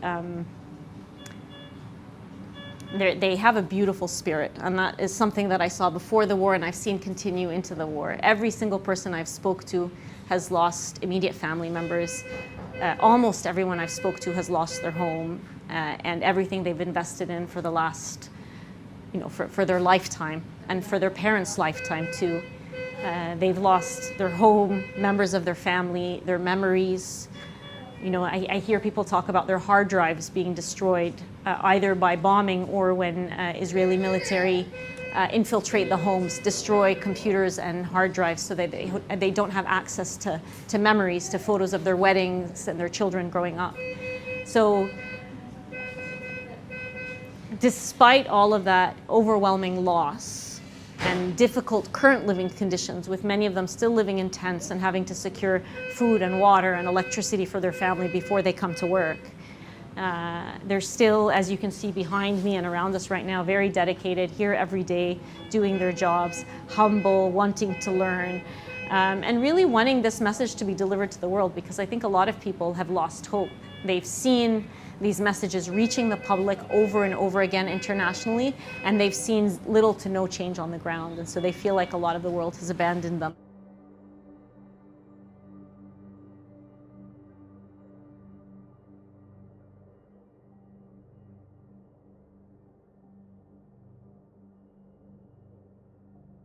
This is Yusuf. He thinks he's about to enjoy his spicy chicken mac. So wrong. Is it spicy? Or spicy? Seems like everyone wants to know. It's nicely spicy. Try the new spicy chicken mac from the spicy chicken range at McDonald's. Not only that, it works for more than just when you play this to draw a card. As long as it's just on the battlefield, every single time you draw a card, you draw 2 instead, as long as you're keeping your hand size down. There's just so many ways to take advantage of this, and it being in a set with warp seems really great, because if you're just warping a ton of creatures, you could theoretically have a whole bunch of stuff in exile that you can still play, so it feels like you have a really big hand, but technically not have a big hand. Have 0 or 1 cards in your hand so that you're always able to use this ability every time you draw. And I'm super curious if that's actually an archetype that will be successful. We're definitely going to try to build that, because I think it's really, really interesting to just tuck all your warped creatures away in exile, save them for a rainy day, and then try to get value off them not actually being in your hand, whether it's with this card or just, sort of being a way to fight back against discard decks or anything like that. I think it's just a really cool concept. If you have ideas about how to make that sort of deck work, let me know in the comments. Let me know if you have any cards we could combo this with, because I do think there's a ton of potential here. But let's move on. Next up, we've got Nova Hellkite. This is a 4/5 dragon with flying and haste for 2 red and 3. This is another one that we saw in the leaks, but we haven't seen this art style, and it actually looks really cool. So 4/5 flying haste for 5, but it warps in for 3, and when it enters, it deals 1 damage to target creature and opponent controls. So theoretically, you warp this in for 3, you smack them in the face for 4 with haste, and deal a damage to a creature, maybe ping something like their Llanowar Elf and kill it, and then it gets exiled, and it can do it all over again later. You pay the 5, you ping another Llanowar Elf, you swing in for 4 in the air, and then the creature's gonna stay forever. You can also use this with flicker effects to just warp it in, flicker it, do 2 pings in the same turn to kill something that has 2 toughness. I think there's a lot of different ways you can use a card like this to get maximum value, and I'm really excited to just see if this card can be good enough. Part of me thinks that it can. There's another part of me that thinks it's just a little too slow and a little bit too small of an ETB ability to truly be relevant. But I think we're going to have to try to build around it and test it to really see where it lands. I could see this card going either way, but either way I think it's pretty cool. Next up, we've got Ragost Deft Gastronaut, a 2/2 legendary lobster citizen. So this is the lobster citizen that Maro teased us with last week. 2 mana in the colors of Boros. Artifacts you control are foods in addition to their other types, and they have pay 2 mana, tap, sack this artifact to gain 3 life. So literally all of your artifacts become foods. Seems kind of crazy in an artifact deck, but it gets better. Pay 1 mana, tap, sacrifice a food. Ragost deals 3 damage to each opponent. So all of your foods can also potentially just be burned to their head. But then it gets even better, because at the beginning of each end step, if you gained life this turn, you untap Ragost. That's every end step, that's not just your end step. So, even if you have no other way to gain life, you can sack one of your artifacts, because it's now a food, to gain the 3 life. Sack another one to this other ability to do 3 damage to every opponent, and then at your end step, it's gonna untap because you gain 3 life from the first food. During your opponent's turn, you do the same thing. You know, you don't even have to sack a food to gain life actually during your opponent's turn, because you're just going to untap on your turn anyway. So, I mean, maybe you want to anyway, because you could use this ability at instant speed to still do another 3 damage even before your untap step, and then be ready to go on your turn as well. You could do 9 damage every turn cycle if you sequence things correctly. And then if you have other ways of gaining life that don't require you to spend 2 mana every single time, it could be a lot easier. Maybe you're just literally paying 1, sacking an artifact, dealing 3, and just untapping without having to spend any extra mana, because there's something on the board that's feeding you just a little bit of negligible life every turn for no mana. I can't think of a card off the top of my head that I would pair this with in order to achieve that, but I'm sure some of you guys out there have ideas, so let me know in the comments. I think the potential for a card like this is kind of nuts. Even just the untap ability seems kind of nuts. If you have any other value, anything you can use with this, oh, that just made me realize you could pair this with Soul Cauldron. Not only could you give its ability to sack foods to deal 3 damage to whatever you want, but more importantly, you could give other abilities to this if you exile other creatures with the Soul Cauldron, and then take advantage of the fact that this untaps at the end of every turn if you gained life, so that you can reuse whatever abilities you're giving to it with the Soul Cauldron. I need to think about this a lot longer before I know the best use for that, but that's gotta be a deck, right? That's gotta be a thing. That just seems awesome. So if you have ideas about how to make this work, let me know in the comments. I think this guy has a ton of untapped potential. Pun intended. Next up, we've got, oh right, the alt art. I found the alt art for him. It looks pretty cool. Just wanted to make sure you guys saw the alt art, but we're gonna move on. Next up, we've got Esteli Reclaimer, a 5/4 angel warrior with flying for 2 white and 3.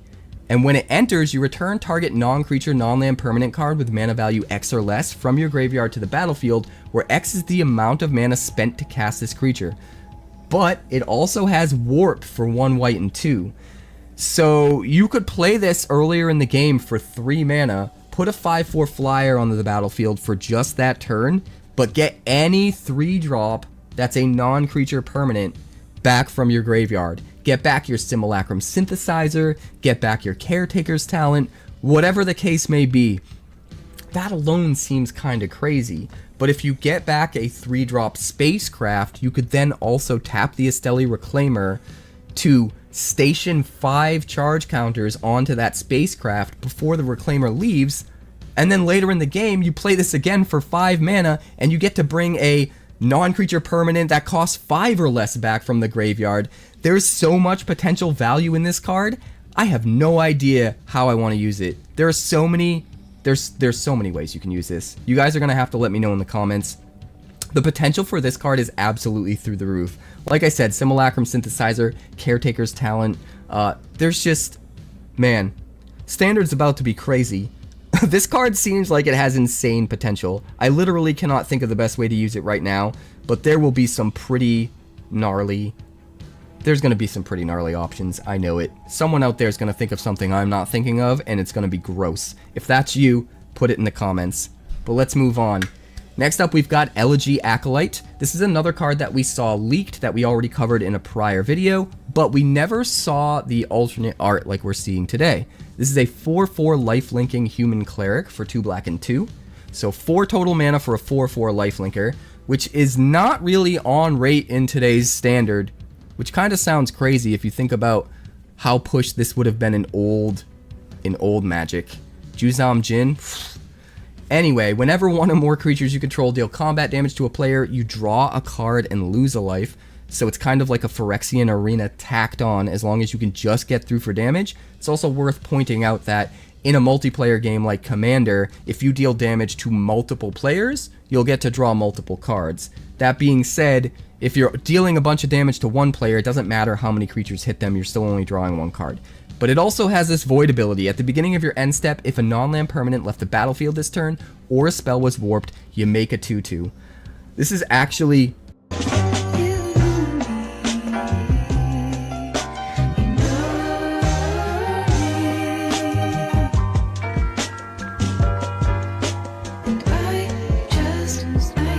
kind of awesome. This card just does everything. It's a 4/4 lifelinker that's going to be gaining back the life you're losing from drawing cards to the Phyrexian Arena effect. You're going to be going wide with robots so that you can just alpha strike in and make sure you get through with something so that you trigger the card draw. And all you need to do in order to trigger that void ability is something needs to leave the battlefield or you need to warp something. And again, you don't need to have something of yours leave the battlefield. You could play this in a control deck and just kill one of their creatures and then trigger the void and get a 2/2. This could be your win condition. Even if you have no other creatures in the deck, you could theoretically, I don't think that would be the best way to build with this, but theoretically, you could play this in a control deck with no other win conditions, and you could just start nuking all their stuff and just making a 2/2 every single turn and eventually have this huge wide board while also drawing extra cards.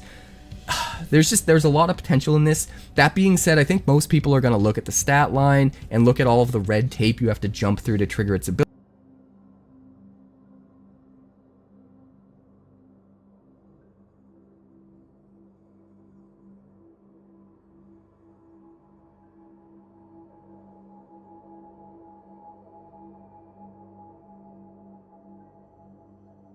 Is something needs to leave the battlefield or you need to warp something. And again, you don't need to have something of yours leave the battlefield. You could play this in a control deck and just kill one of their creatures and then trigger the void and get a 2/2. This could be your win condition. Even if you have no other creatures in the deck, you could theoretically, I don't think that would be the best way to build with this, but theoretically, you could play this in a control deck with no other win conditions, and you could just start nuking all their stuff and just making a 2/2 every single turn and eventually have this huge wide board while also drawing extra cards.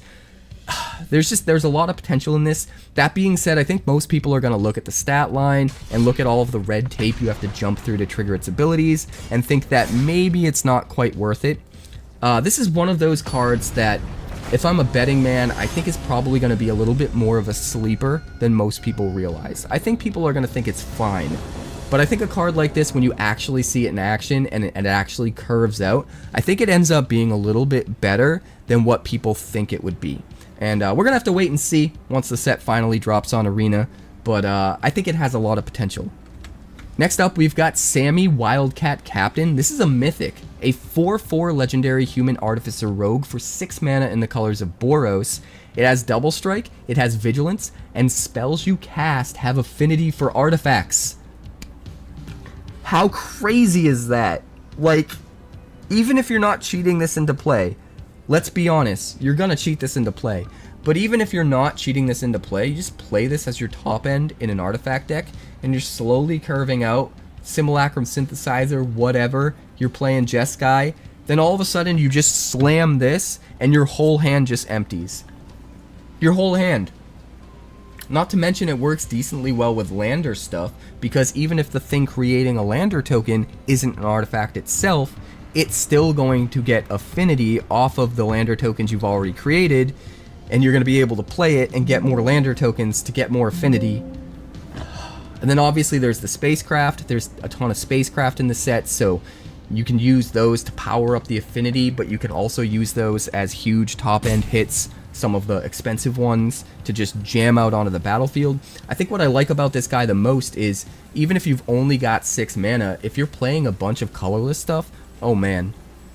Is the Ugin colorless deck about to be Boros? Do you just play everything colorless plus this guy? Right? Turn 5 or something with a little bit of ramp, you slam it, and then immediately everything in your hand just goes to 0 cost if it's colorless. You can just play it, you just play everything in your hand. That seems crazy. I bet there's going to be a combo deck. I bet you play out all the rest of your artifacts in your hand for nothing, go super, super, super wide with artifacts, the same turn that you play Sammy, and then you have like one spell in your hand that's like an X spell, and use your last 1 or 2 mana to pay for it, and then dump like 15 into X or whatever, because everything else is on the battlefield and is an artifact fueling your affinity, and you just play some really crazy, ridiculous spell. I bet there's going to be a combo deck. If you have ideas about how to make that happen, let me know in the comments. I know I say that a lot, but I'm just really excited about this set, and I'm trying to get these cards out to you ASAP, so I haven't had a ton of time to actually think over all of the different ways to use them, but I think this card is bananas. I think there could be a combo deck with this, and there could also just be a really good artifact mid-range deck, like Simulacrum Synthesizer deck, that might still want to run this just for even more value. Either way, there's a ton of potential. Let me know how you're feeling in the comments. Next up, we've got Mutinous Massacre. This is a sorcery in the colors of Rakdos for a whopping 7 mana, which is a lot, and it's a sorcery, it's not instant speed. You choose odd or even, destroy each creature with mana value of the chosen quality. Then, you gain control of all creatures until end of turn, untap them, they gain haste until end of turn. This seems kind of nuts. Like, you get to steal half their board. I think when you play this, you choose whether you want to steal odd or even first, before you decide what you want to choose in order to destroy the other one. So you got to kind of work backwards in your own head. You steal all their best creatures, you kill everything else so that it can't block them, and then you swing in and just win. I think a lot of times this just wins the game, right? Yeah, I think a lot of times this just wins the game. It's also a really cool way of getting around like indestructible creatures. Like if they've got a Zodiark on their side and it's indestructible, Zodiark costs 5 mana. So you name even, right? No, you name odd. No, you name even, destroy everything with even mana cost, which won't be Zodiark, and then gain control of all the odds, which would be Zodiark, the thing that you couldn't destroy, and every other odd, and then just swing and win. That seems fine. There's also there's even more opportunity to get value off of this card in this set because of the station mechanic. So even if you can't swing and win, you might want to just take all their creatures and use them, tap them all down to station all of your spacecraft. that's another way you could use it. I think it's probably better to just go for the win. I think if there is a deck in Standard that uses this card, it probably just plays this as a win condition, right? The only downside is if you're up against a control deck that doesn't have a lot of creatures, this isn't really going to do a whole lot for you.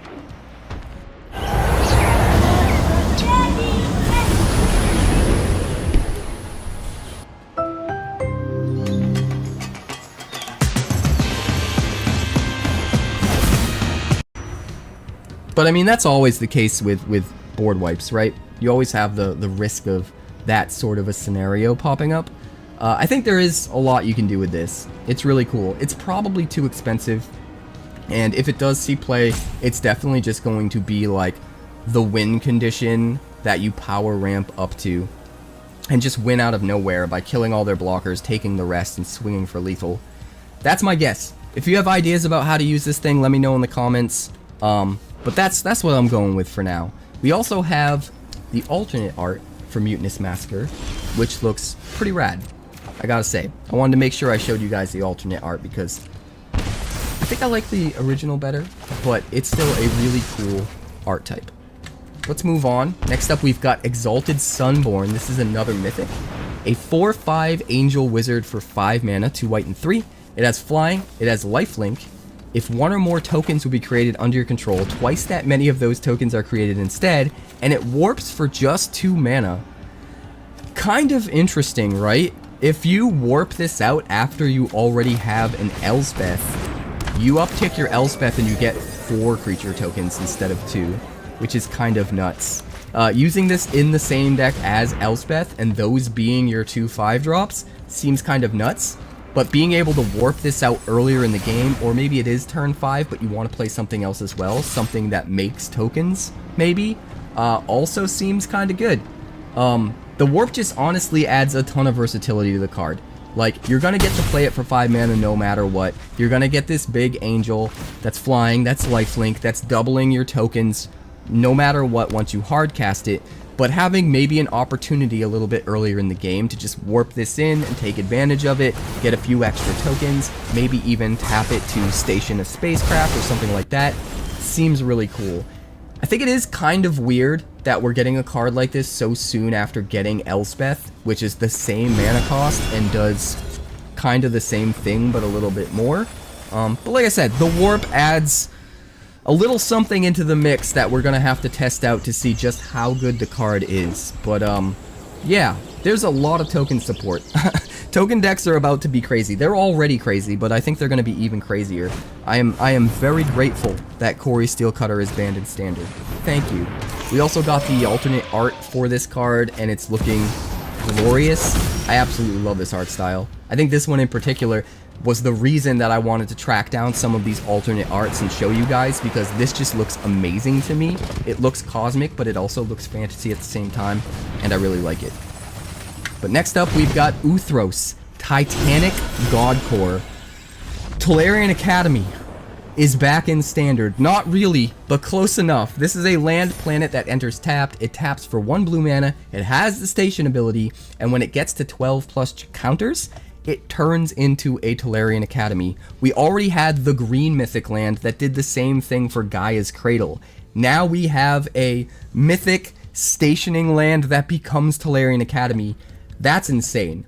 I'm going to go out on a limb and say artifact decks are going to be absolutely bonkers. They're going to be one of the tier 1 meta decks, and they're absolutely going to use Uthros here. Having essentially Tolarian Academy back in Standard, even if it does take 12 plus charge counters, that just seems crazy.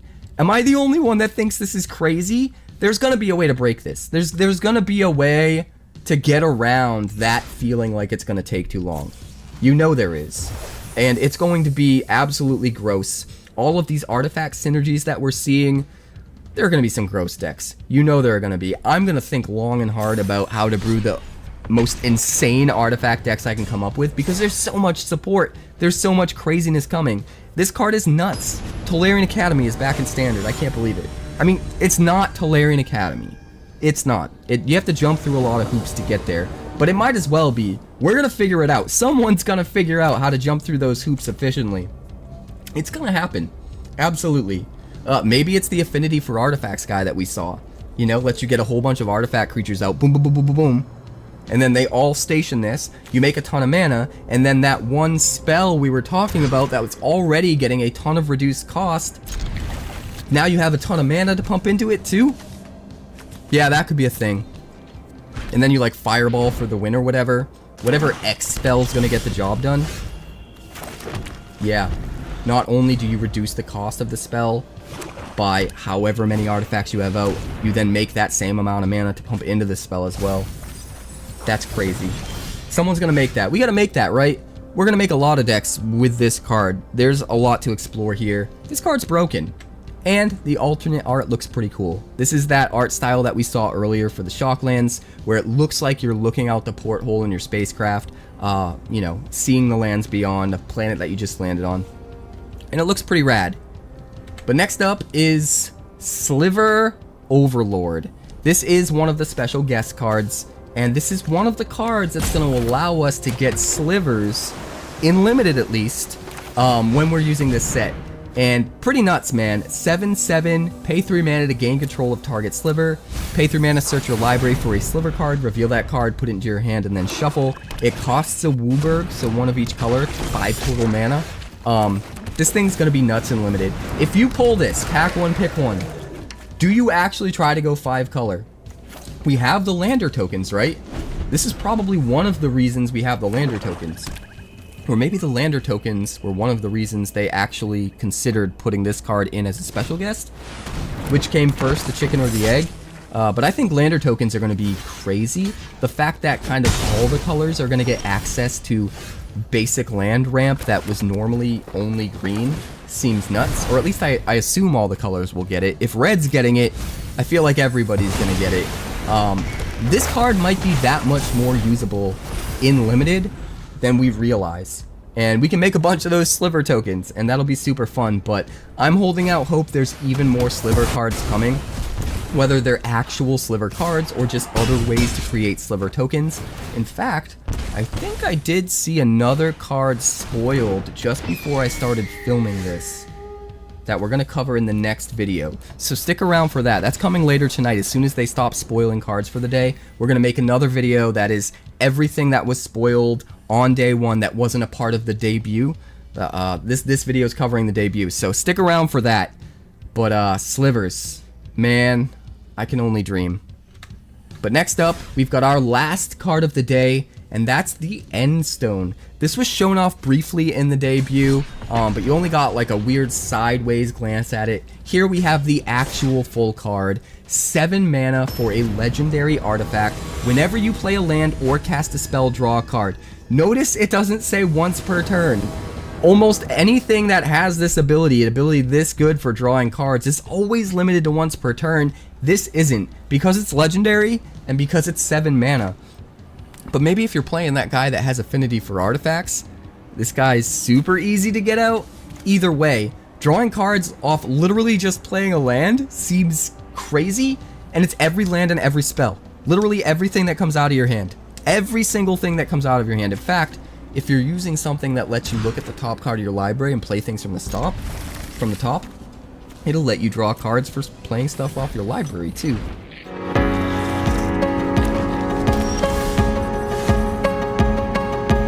So it could be even more than just playing everything from your land. But every single thing you play just draws you a card. Everything's a cantrip.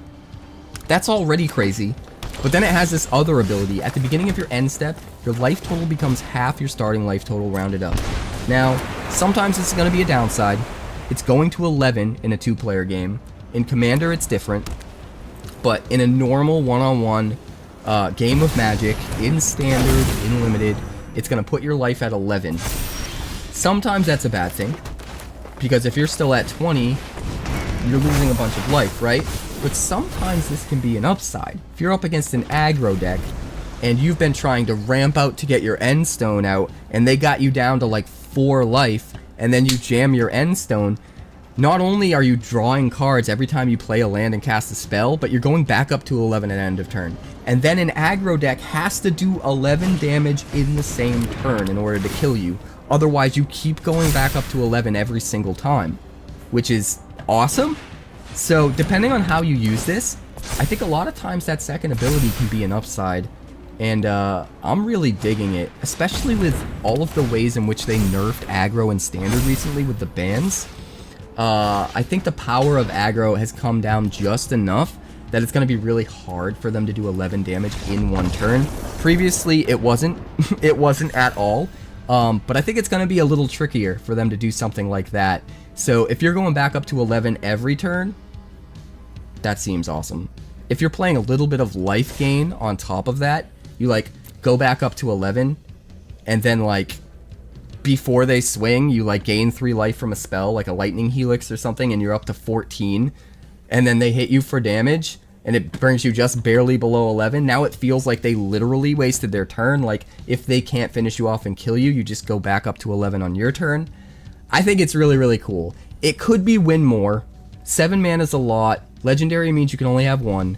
It could be very win more. But we've also seen a ton of ramp already in this set, especially a couple of the cards that leaked that we covered in other videos, which if you haven't seen those other videos, you definitely have to check them out. Like I said, I've got the entire playlist linked in the description, in the comments.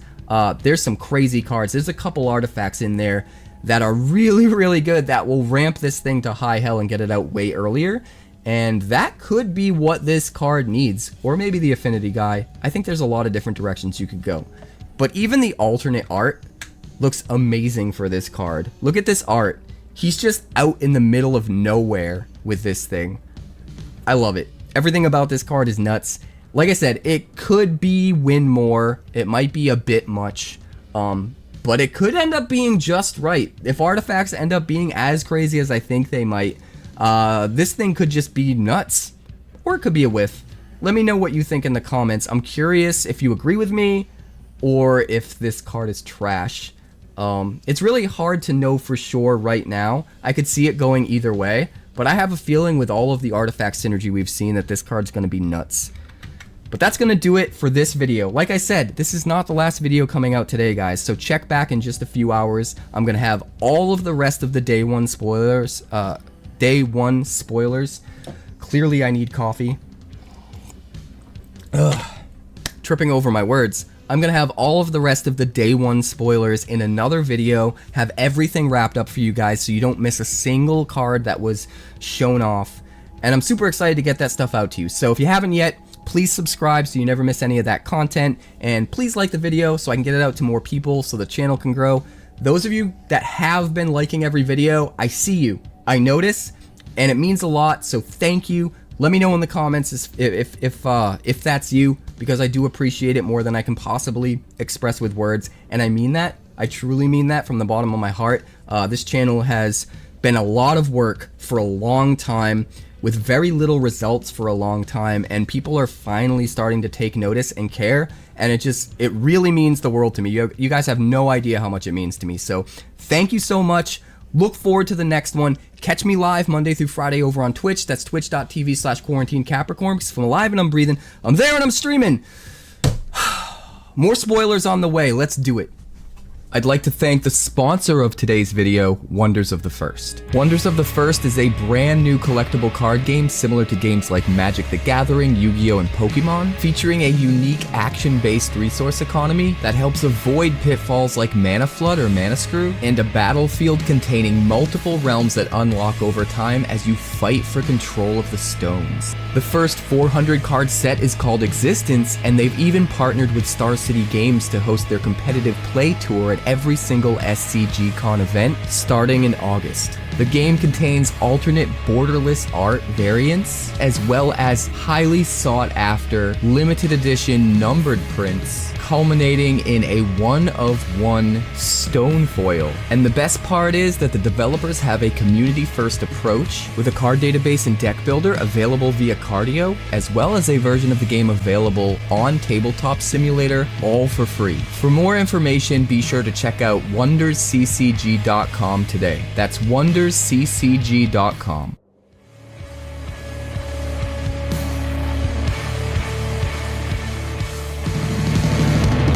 Thanks so much for checking out my channel. I'd like to give a huge shout out to all of my patrons over at Patreon.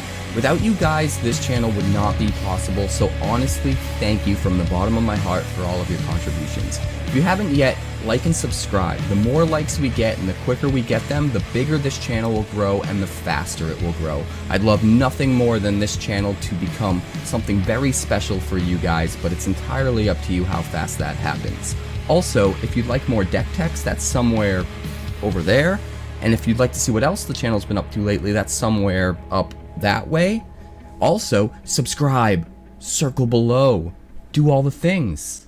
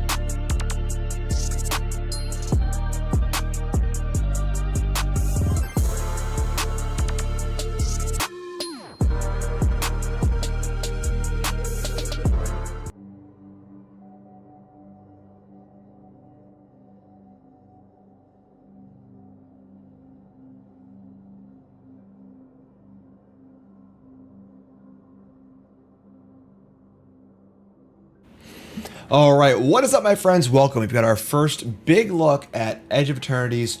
We're going to freaking space, all right? Warp speed, light speed, whatever you want to say. And it sounds pretty cool, actually. I'm not going to lie. The motif is, it sounds a little weird, but I like seeing new things. And this is a pretty new thing for Magic to do. And it's not Universes Beyond. So that's cool with me. So we got a big look here at all of the mechanics in the set. You guys are going to see a lot of cards, explain all the mechanics, and go over the feel of the set as well. And let's get into that right now. First mechanic here is Lander. We have a new kind of artifact type token, similar to a clue or a map. And a Lander token is essentially just a Wayfarer's Bauble for all you boomers out there. And Wayfarer's Bauble. Pointless nostalgia. Artifacts, 2 tap, sack, go find a basic tapped and shuffle. So rampant growth on artifact. And of course, artifact tokens are very powerful for anything that cares about artifacts. You're just putting artifacts into play. And this is a way to ramp and fix your mana at an additional cost. So Galactic Wayfarer here. 2 mana for a 3/3, make a Lander token. I imagine this card's going to be pretty good and limited. Probably won't make it constructed, but Lander's definitely a pretty powerful mechanic, as all of these extra material mechanics are. Rectangles, cardboard, love seeing things in play, pretty cool stuff. Kavu's return, love that. Kavu Landseeker is a 4-mana land seeker card, 4/3 for 4/3 Menace for 4. When it enters, make a Lander token. Beginning of your end step, on your next turn, sacrifice that token. So you must use it or you lose it, as the saying goes, but you can play around that as well. Another good looking limited card here, probably a little worse than the last one. A 4/3 Menace for 4 seems worse than a 3/3 for 3. But yeah, these are going to be a big deal in limited, these Lander tokens. Probably, you know, kind of like maps and constructed where you'll see them occasionally, but it'll be a big deal in limited. We also see Seed Ship Impact here, which is just a strictly better naturalize, 2 mana disenchant. And if the thing you destroy is mana value 2 or less, you make a Lander token. So basically, if you're looking for a disenchant, this is probably close to one of the better ones. I mean, there are a lot of these, you know, disenchant plus effects floating around. I don't recall what's legal and standard right now as far as this disenchant goes, but looking for an artifact, looking for a Lander token, looking for some ramp here too. The fact this is just 4 mana, disenchant, and ramp is pretty cool for ramp decks, so kind of a cool little card here. We also see Emergency Eject. This is a Path to Exile style removal spell, maybe Get Lost, better example. 2 mana for an instant, destroy target non-land permanent, and then make a Lander token. Now, 3 mana is a lot more than 2, so this is not really a Get Lost replacement. Not that Get Lost is very good anyway. But this can kill anything, no questions asked. A Lander token is certainly worse than a 3/3 or, you know, 1/1 flyer or whatever these cards usually give. So giving your opponent a Lander token is kind of weird because it's really a wide berth of what the Lander token can mean to your opponent. If they care about artifacts, they care about fixing or ramping, it's pretty scary. If they're just some random mono red aggro deck, they probably can't use the token very well, unlike map tokens. So, costed here, a little more expensive, but very flexible. Probably not going to be a great card, but flexible, kind of, you know, break in case of emergency card. Next mechanic we're going to see here is Warp. And Warp is kind of a mixture between Adventure and Evoke. evoke on cards like Muldrifter, and then of course Adventure, where it's a normal card. This is a 4-mana 3/4, and it has the attacks of a permanent entering the battlefield causes a triggered ability. Triggers an extra time. Cool. So Panharmonica card-esque creature, but you can warp it in. And what that means is if you spend the cheaper cost, it goes into play. However, it gets exiled at the end step and basically goes into an adventure zone where you can just play the card for its full cost later. This is a way to use ETB effects similar to Muldrifter on creatures for a cheaper cost. It's temporary, they go away. Now, of course, you can blink this card, it'll stay in play. It kind of acts like an enchantment when you play it, but it can't be killed. It can also block for the cycle as well, which is kind of important. So this is the kind of card where it's cheap enough on like a Panharmonicon where you can go maybe play this for 2 and play a 4-mana ETB effect and not have to spend the full 4 mana up front, but still got the effect, which is kind of cool. And then it's still available later to use, kind of like an adventure. It's very, very similar to Adventure. It goes off to the side in exile, and you can play it for its full cost. But we see a lot of these warp cards here. We see Starbreach Whale. This is a common, just a 5-mana 3/5 flyer, which is pretty sweet. ETB Surveil 2. This is your 2-mana Surveil 2, and later on get the Whale and do the Whale thing. And this is going to be a good draft common. 3/5 flyer for 5 with upside is pretty nice. Honestly, pretty cool stuff. We see here on Starfield Shepherd, 5 mana for a 3/4 flying. When it enters, search your library for a basic plains card or a creature card mana value 1 or less.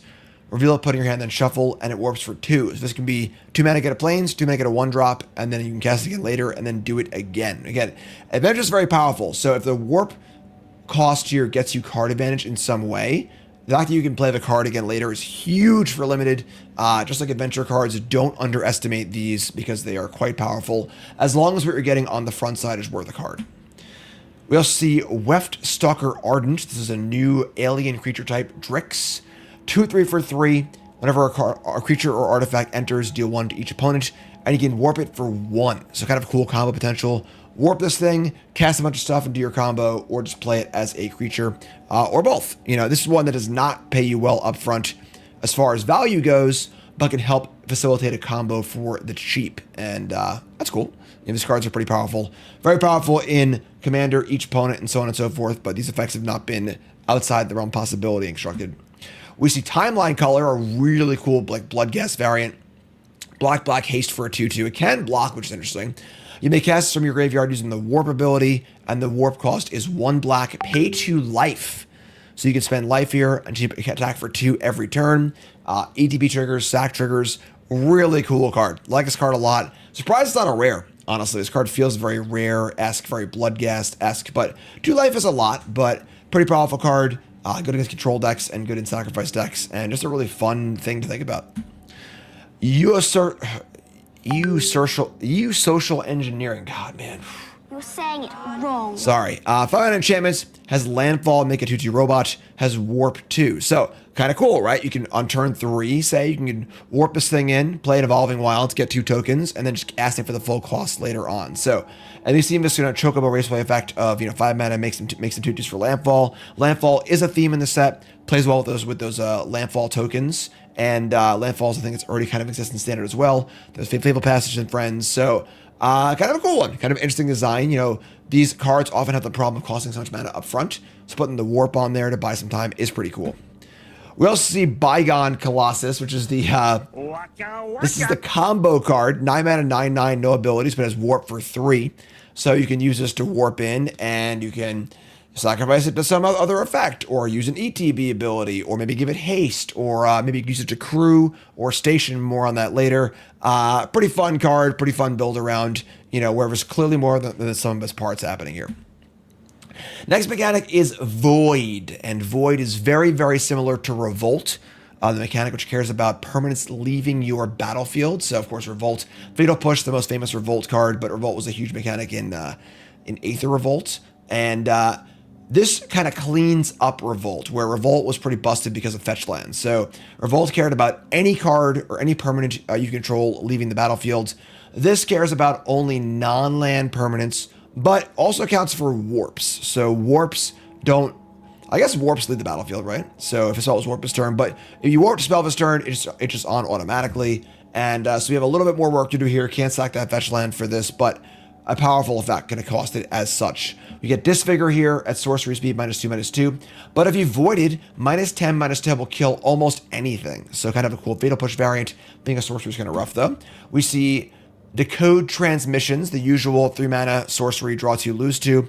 But the Void says if you voided, you don't lose 2 and your opponent loses 2. So more of a limited card, but pretty cool. And then we see Void Forged Titan. 5 mana for a 5/4. Void end step. Think. It's what we've been told to do. But what if, instead, you imagine? Imagine your perfect life. Now imagine more. Loud laughter. Louder moments of quiet. Now imagine more.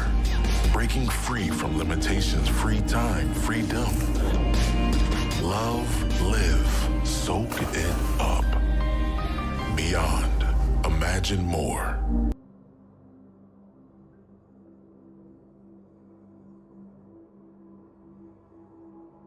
هل تحتاج قوة أكبر؟ إذن فأنت بحاجة إلى استضافة VPS من هوستنج. قل وداعا لحدود الخواتم وتمتع بإمكانية الوصول إلى المزيد، مزيد من التخزين والمزيد من الذاكرة والمزيد من عرض النطاق الترددي والسرعة، لقطات مجانية في الوقت الحقيقي ونسخ احتياطية أسبوعية تلقائية، المزيد من الأمان وأقل DDoS، مزيد من الذكاء ومساعدة AI ودعم العملاء. احصل على المزيد من كل شيء تحتاجه وادفع أقل مما تتوقع. احصل على خادمك على الإنترنت في دقائق. انتقل إلى hostinger.ae واحصل على المزيد، موثوق بها من قبل الملايين في انحاء العالم.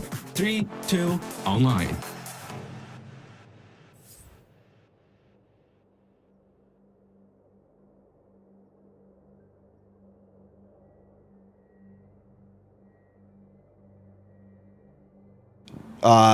Lose a card, lose a life and draw a card. So it's going to be a really good limited card. Void's primarily situated in black and red. Going to be a cool limited mechanic. Without the fetch land aspect of it, Revolt/Void gets a lot worse and constructed. More of a tool for sacrifice decks and things of that nature.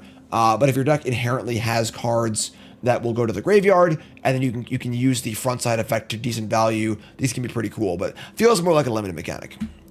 Next mechanic here is Station, which is sort of like a mega crew. So you see the Sirmia here, new card type, Spacecraft. These are cards that the ETB, they do something and they have a station ability, which is tap another creature you control and put charge counters equal to the power of that creature on this spacecraft or planet. And only a sorcery speed. And then once you hit the threshold here, so we see for the Sirmia, it is 7 or more, it becomes a creature. So this is a flying, other tapped legends you control of indestructible.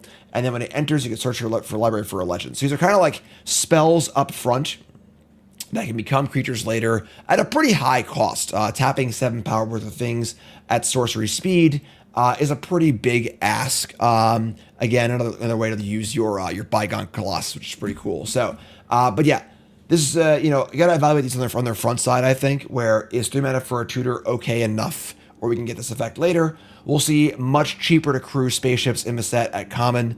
Gonna be a big limit card for limited. There are of course artifacts as well. So gonna be a big mechanic in the set. This one's a little clunky, but we'll see.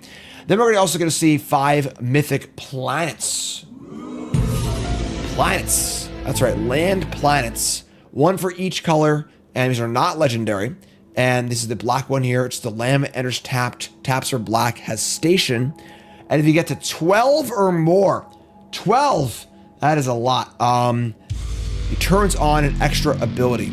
So 2 mana for 2 mana tap, pay 2 life, sack creature, and draw cards equal to the sacrifice creature's power only at a sorcery. So a very, very powerful effect to have on a land, but asks a lot of you to get there. But opportunity cost is low, right? There's just a tap land. So very, very easy to put in your deck.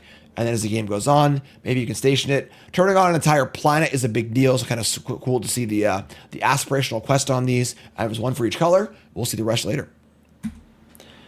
We also see Infinite Guideline Station, aka the card I most want to open in Bronze to Mythic. Wooburg for a legendary artifact spacecraft. When it enters, make a tapped colorless robot token for each multicolored permanent you control. So it counts itself, so you at least get a 2/2. And then a station, you got to tap 12 plus power, but when you do, it becomes a 7/15. Good lord. Now whenever it attacks, draw a card for each multicolored permanent you control. So a big multicolor payoff here. This is supposed to be the central HQ of like the Starfleet-esque, you know, faction that's trying to keep things under control here. And I imagine we'll see more tempered spacecraft costs in like the commons and uncommons of a set for limited. A couple extras here. We see the Lifelinker is already seen. Sliver tokens. There's going to be a little bit of sliver stuff happening. Slivers are kind of alien-esque. And then you see some Eldrazi things happening too. We are close to the Blind Eternities. 6 mana for a, sorry, I'm in the way here. 6 mana for a 7/5. Has the warp ability. And it says whenever it leaves the battlefield, draw a card and put a permanent with mana value less than or equal to the number of lands that you control from your hand. So you can cast it or warp it. Same idea. And pretty cool seeing Eldrazi here. We're in the unknown regions, right? We are in pretty rarefied territory. So Eldrazi are fair game. That's all the mechanics in the set. We can see, we're going to go through some individual cards here, kind of some fun stuff. We see Cosmogoyf. This is a new Tarmogoyf variant. Volgari for a star +1. Power equal to the number of cards you can own in exile. So you're delving things away. This thing can get pretty big in older formats. You can just play a card like Resident Beast if you wanted to and go all in. Pretty interesting take on the Tarmogoyf mechanic. This requires a lot more extra work than Tarmogoyf does, and it's only things that you own in exile, so hitting your opponent's stuff is not going to matter. We see Ragost, Deaf, Gastronaut, Boros 2/2. All of your artifacts are foods. Pay 1, sack a food, deal 3 to each opponent, and end step, you gain life this turn. Untap this card. That's a weird one, folks. I don't know what to do with this one. Maybe a more commander build around, but kind of a wacky one. We see Emissary Escort. 2 mana for an 0/4, and this has +X/+O, where X is the greatest mana value among artifacts you control. This is one to watch, folks. This is kind of a big deal here. The 0/4 stat line for 2 as an artifact is, it's an artifact itself for synergy. It can block, and it's hard to kill.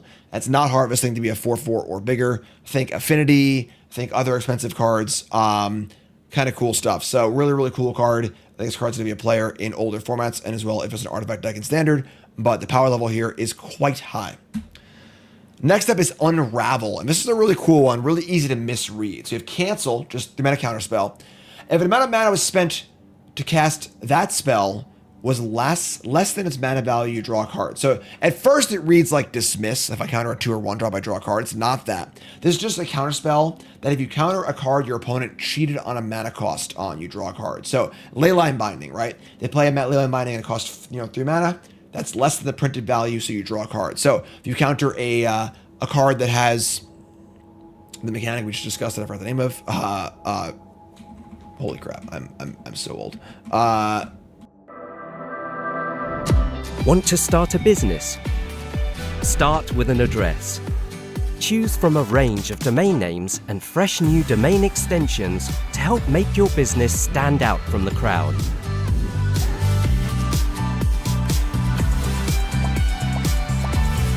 Give your online business the best start with the right address from GoDaddy.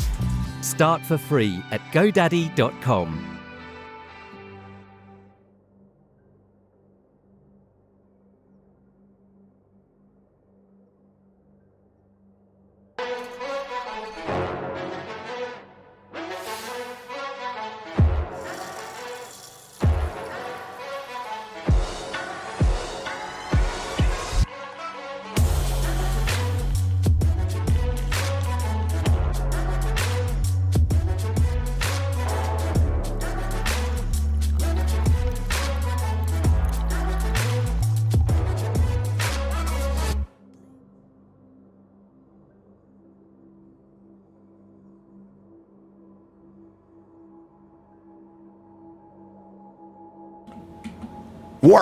Warp. My bad.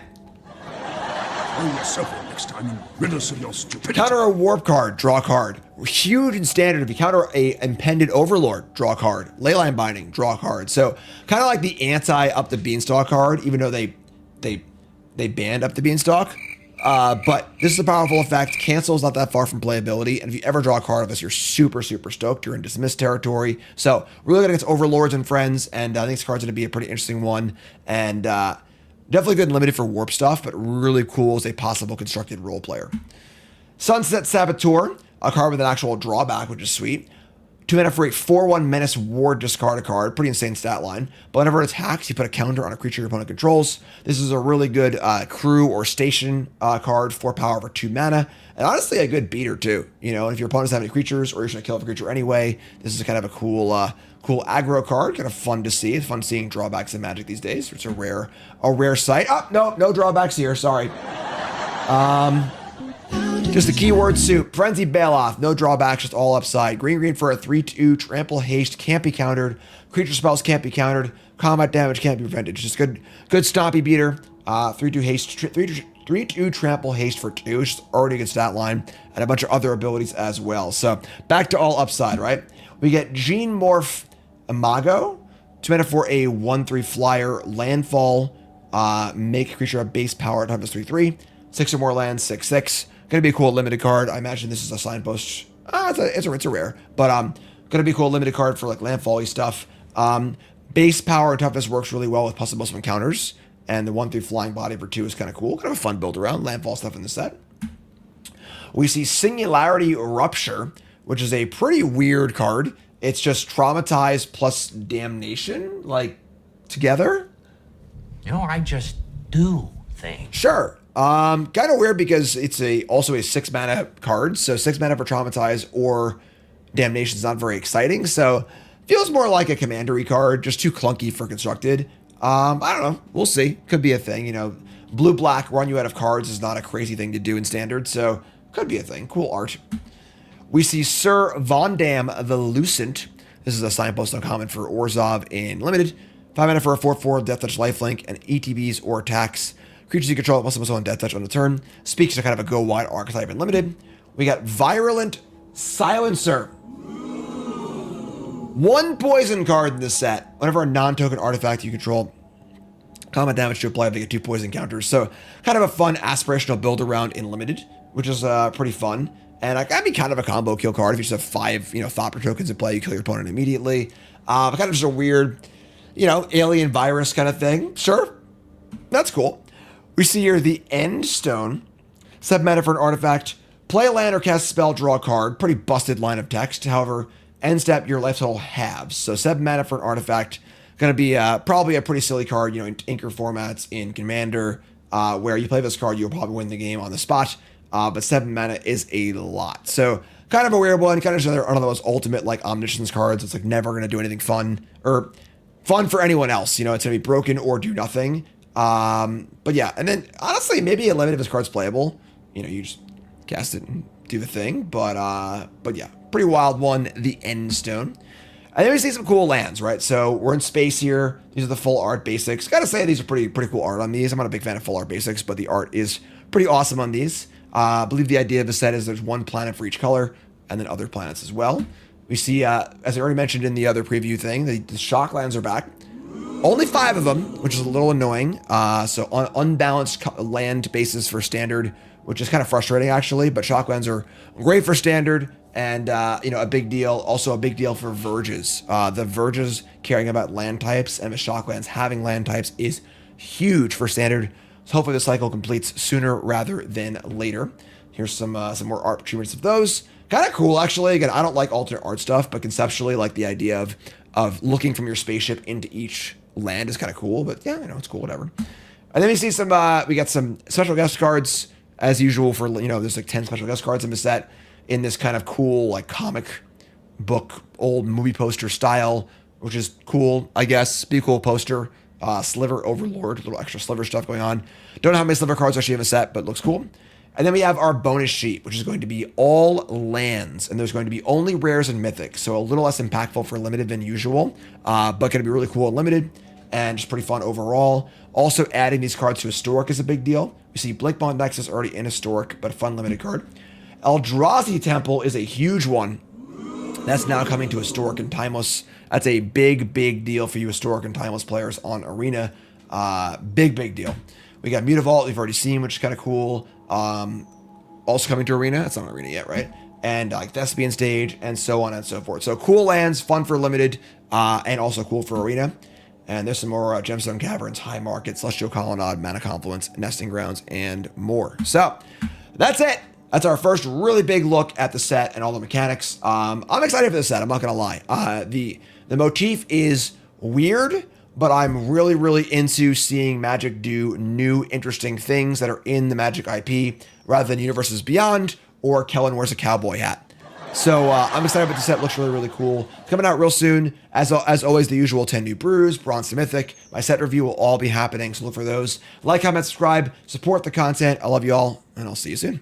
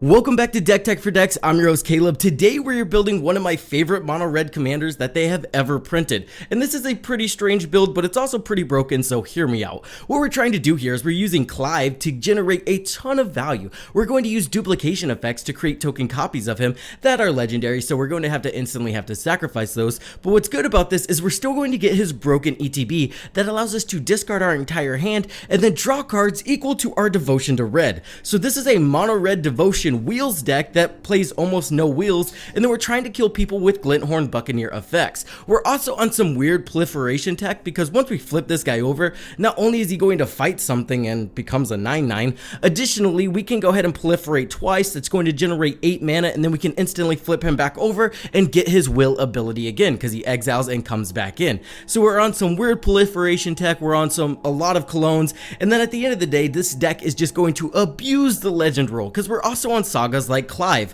or sorry, not Clive, Smog. This is going to allow us to proliferate using our proliferation tech, get a Smog token, that's a legendary 6/6 that says whenever it dies you generate 14 treasure tokens, and then we're going to use our duplication effects to clone the Smog, and then boom, now all of our 2 CMC duplication effects become cards that just generate 14 mana. I don't remember. This is also going to be the first deck where I'm implementing the Game Changers rules for bracket 3. I'm going to be including Underworld Breach, the One Ring, and also Jeska's Will. All of these are amazing in the deck, especially in a monocolor deck. Sometimes they need a little oomph to make them really viable and really broken, and Underworld Breach does exactly that in this deck. Resolve this with the right cards on the battlefield and you will just see yourself winning the game. Not only is it really broken with our commander because we're able to exile 3 cards and flashback any of those duplication effects to draw more cards, and then again our deck's a ton of rituals. It also allows us to just flat out win the game if we have the right cards in our graveyard. So it's very important for me to include a win con outside of the commander, and Underworld Breach is exactly that. If you do get blown out, your commander gets removed and he's almost non-castable, you can at least bet on resolving a breach late game and still being able to put a win on the stack. So with that out of the way, let's get into this weird tech we're running and what the deck is trying to do overall. After you guys click on that whatnot link in the description down below and claim your free $15, you guys can also get 10% off all of your Tolarian library proxies whenever you use code DT4D. And last but not least, if you guys would like, comment, and subscribe, it really helps me out. I know it's annoying to ask, but it's super free, and to help give back, I am going to reply to almost every comment in the comment section down below. In the first 24 hours at least, I'll be sure to hit all of you. Now, again, let's get into that deck tech. I want to kick it off by talking about the weird jank this deck gets to utilize to make sure we get his ETB consistently. The first thing I noticed is that if we flip this guy over, he's going to not only fight something, but additionally he's going to net us up to 8 mana as long as we can go through both of those saga chapters. So we need a little bit of proliferation. Staff of Completion is going to be perfect here. It has an option to pay 3 life and proliferate. Then if we double it with something like Rings of Brightheart, it allows us to proliferate twice, instantly netting us 8 mana and flipping our commander. Another thing that's great about Staff of Completion is even if we don't have Rings of Brightheart on the battlefield, we can pay 5 5 mana to untap Staff of Completion and proliferate again. Remember, our commander nets us 4 mana right away, so this is really only going to cost us 1 mana and then we instantly get 4 mana back, and he's going to instantly flip over and draw us into an entire new hand. So something that allows this guy to be really broken is you don't need any of those clone effects to get his ETB again. All we need to do is proliferate twice, which is a lot easier than it sounds, and then boom, we get his ETB, we draw into a new hand, and we're allowed to continue our ridiculous storm turn. Is this really the most strategic view Dark Epic ever? First, mob oh my god, a double drop rate soul ring. It can trigger a chain explosion effect, increasing the drop rate by 50%. No way, that's a scam. Let's equip this soul ring and test it out. Here. So much loot that my inventory is completely full. Wow, I even got the Holy Angel Bow. Equipping these divine items boosted my stats several times over. Now farming elite monsters is free. And don't forget the double drop rate bonus. Haha, this run was a huge win. Play for free now.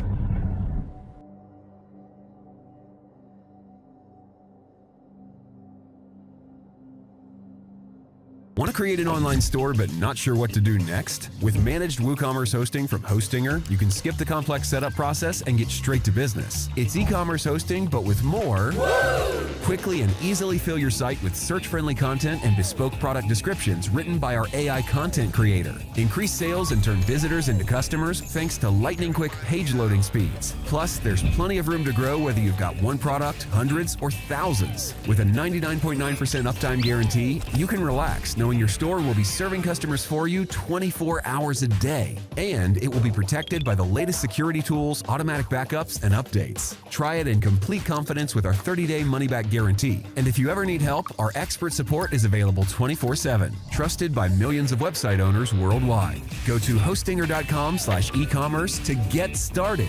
Hostinger, 3, 2, online.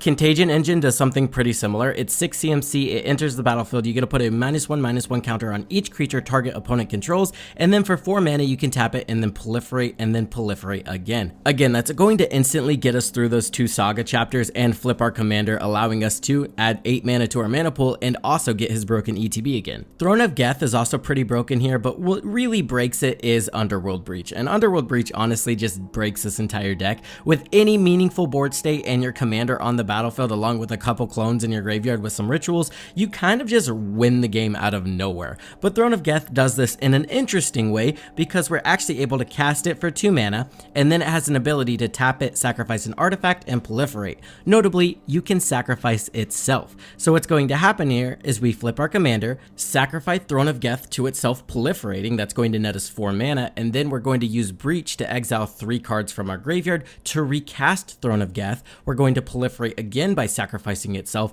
and that's going to flip our commander, allowing us to draw into a fresh new grip. Honestly, most of the times this is going to be more than 7, and discarding our hand.